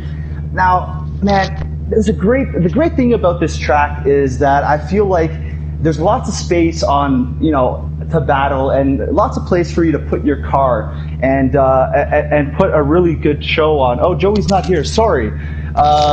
Forgive me about that. I thought I saw Joey. It was Jonathan. Now, the question still reminds to you, because luckily you are also in the Porsche. Hi, Jonathan. Welcome to the party chat. Sorry about that, guys. But Jonathan, that Porsche, it's a beautiful thing to look at. But tell me about the actual track. Tell me about, the sceneries. Like, what is it about this track that kind of, that you think really brings to good racing? I think the good thing about this track is it's probably one of the smoothest tracks of all the tracks on here, and it's pretty wide. You can definitely run 3-4 cars wide, as you've probably seen throughout the entire race. Oh yeah, And, it looked like a highway at yeah, sometimes. it is a pretty fast track, so yeah, it's definitely a great track to be real competitive and to show your speed. Right, and I just wanted to say that we were watching you pretty much for maybe 60% of the race. At one point, you were either passing somebody or somebody was passing you. Do you feel like the Porsche had something that really was able to keep you in the fight, but not let you drop back too much? Because a lot of the times you were fighting with people who theoretically had the tire advantage. Yeah, I think one of the great advantages of this senior action Porsche is that it's pretty balanced. It turns great no matter what you do. You can throttle steer, you can steer. It brakes. It steers really good. Right. So yeah, I mean it's a great handling car. Even when your tires are worn out, you can still predict what the car is going to do for you, and so it made it very good to be in competition with the other guys. The only thing it lacks in sometimes is its power. Coming around a corner and the takeoff speed is just quite not there compared to a lot of other cars. So, but other than that, as long as you try to maintain your race line and try to stay as quick as possible, you can be real competitive in a Porsche. Right, and even though you did not have the power, congratulations on getting into the top 6. That was a great job. I mean, you spent a lot of time in a group of 6 or 7 people. It almost looked like it almost looked like a go-kart race at one time, because it just everybody's around. So congratulations, man. That was not an easy task to do. But also on that note, we finally do have the final podium finisher, Joey Canoli. Joey Canoli, welcome. Hello. Oh, thank you. Sorry, some of the champagne got into the microphone, I think. That's we were awesome. celebrating. I knew it. I had to get a new one. Thanks, guys. All right, Joey. Anyways, I just want to say, even though you did not have the power, you were still able to be up there in the podium contentions. There were times when you dropped back. We were, as the commentators, we were kind of, at one point we almost thought, no, you know what, Joey's lost it. He pushed too much. But then I saw you go into the pits, 4 laps to go. Tell me, what was that? Who made that decision? And obviously it paid off, but at one point, did you ever think, maybe this was a bad call? Yeah, absolutely. They called to me on the team radio and they said, just pull over and get this, because I think you're going to be able to catch up. Now, the Porsche I was driving was just phenomenal in the turns. So, taking those turns with fresh tires, we thought that we could catch up at least and bring it all the way up. Even though we lost some time in the pits, I had enough gas, but those tires were getting really worn. Right, and man, congratulations. But I know that I was watching that commentary, and at one point, it seemed like you became almost the underdog, because you were in second place, fighting for first, dropped down to third, and then all of a sudden you were 10th, 11th, 12th, Yeah. And I just caught myself. I'm like, oh no, is Joey going to be able to do this? Man, congratulations, but the excitement you brought to that race was on par with the same excitement that the top 3 guys did, as well as J-Rod managing to hold off a massive pack. So congratulations to all of you guys. Thank you so much. And Chris, if you have any couple questions or anything that you want to say. No, I just want to thank all the drivers for the hours of practice that were put into to this race, so that we could have such a great race and so many good battles going on. I want to thank them. I want to thank all of the sponsors that made this happen, and all of you who may have donated. Thank you for your efforts in there. I know we had a little bit of a rough start with some technology problems, but that's technology for us. It's not perfect, but the race went on, and it was great. So thanks to everyone. Congratulations, Outlaw Crimson and Joey, for your podium finish today. Great job representing your guys. So thanks a bunch. Yeah, man. Thank you to the sponsors. Thank you to all the drivers. Thank you for you two for putting it on and hosting it, and fantastic job. Appreciate it. Thank you guys.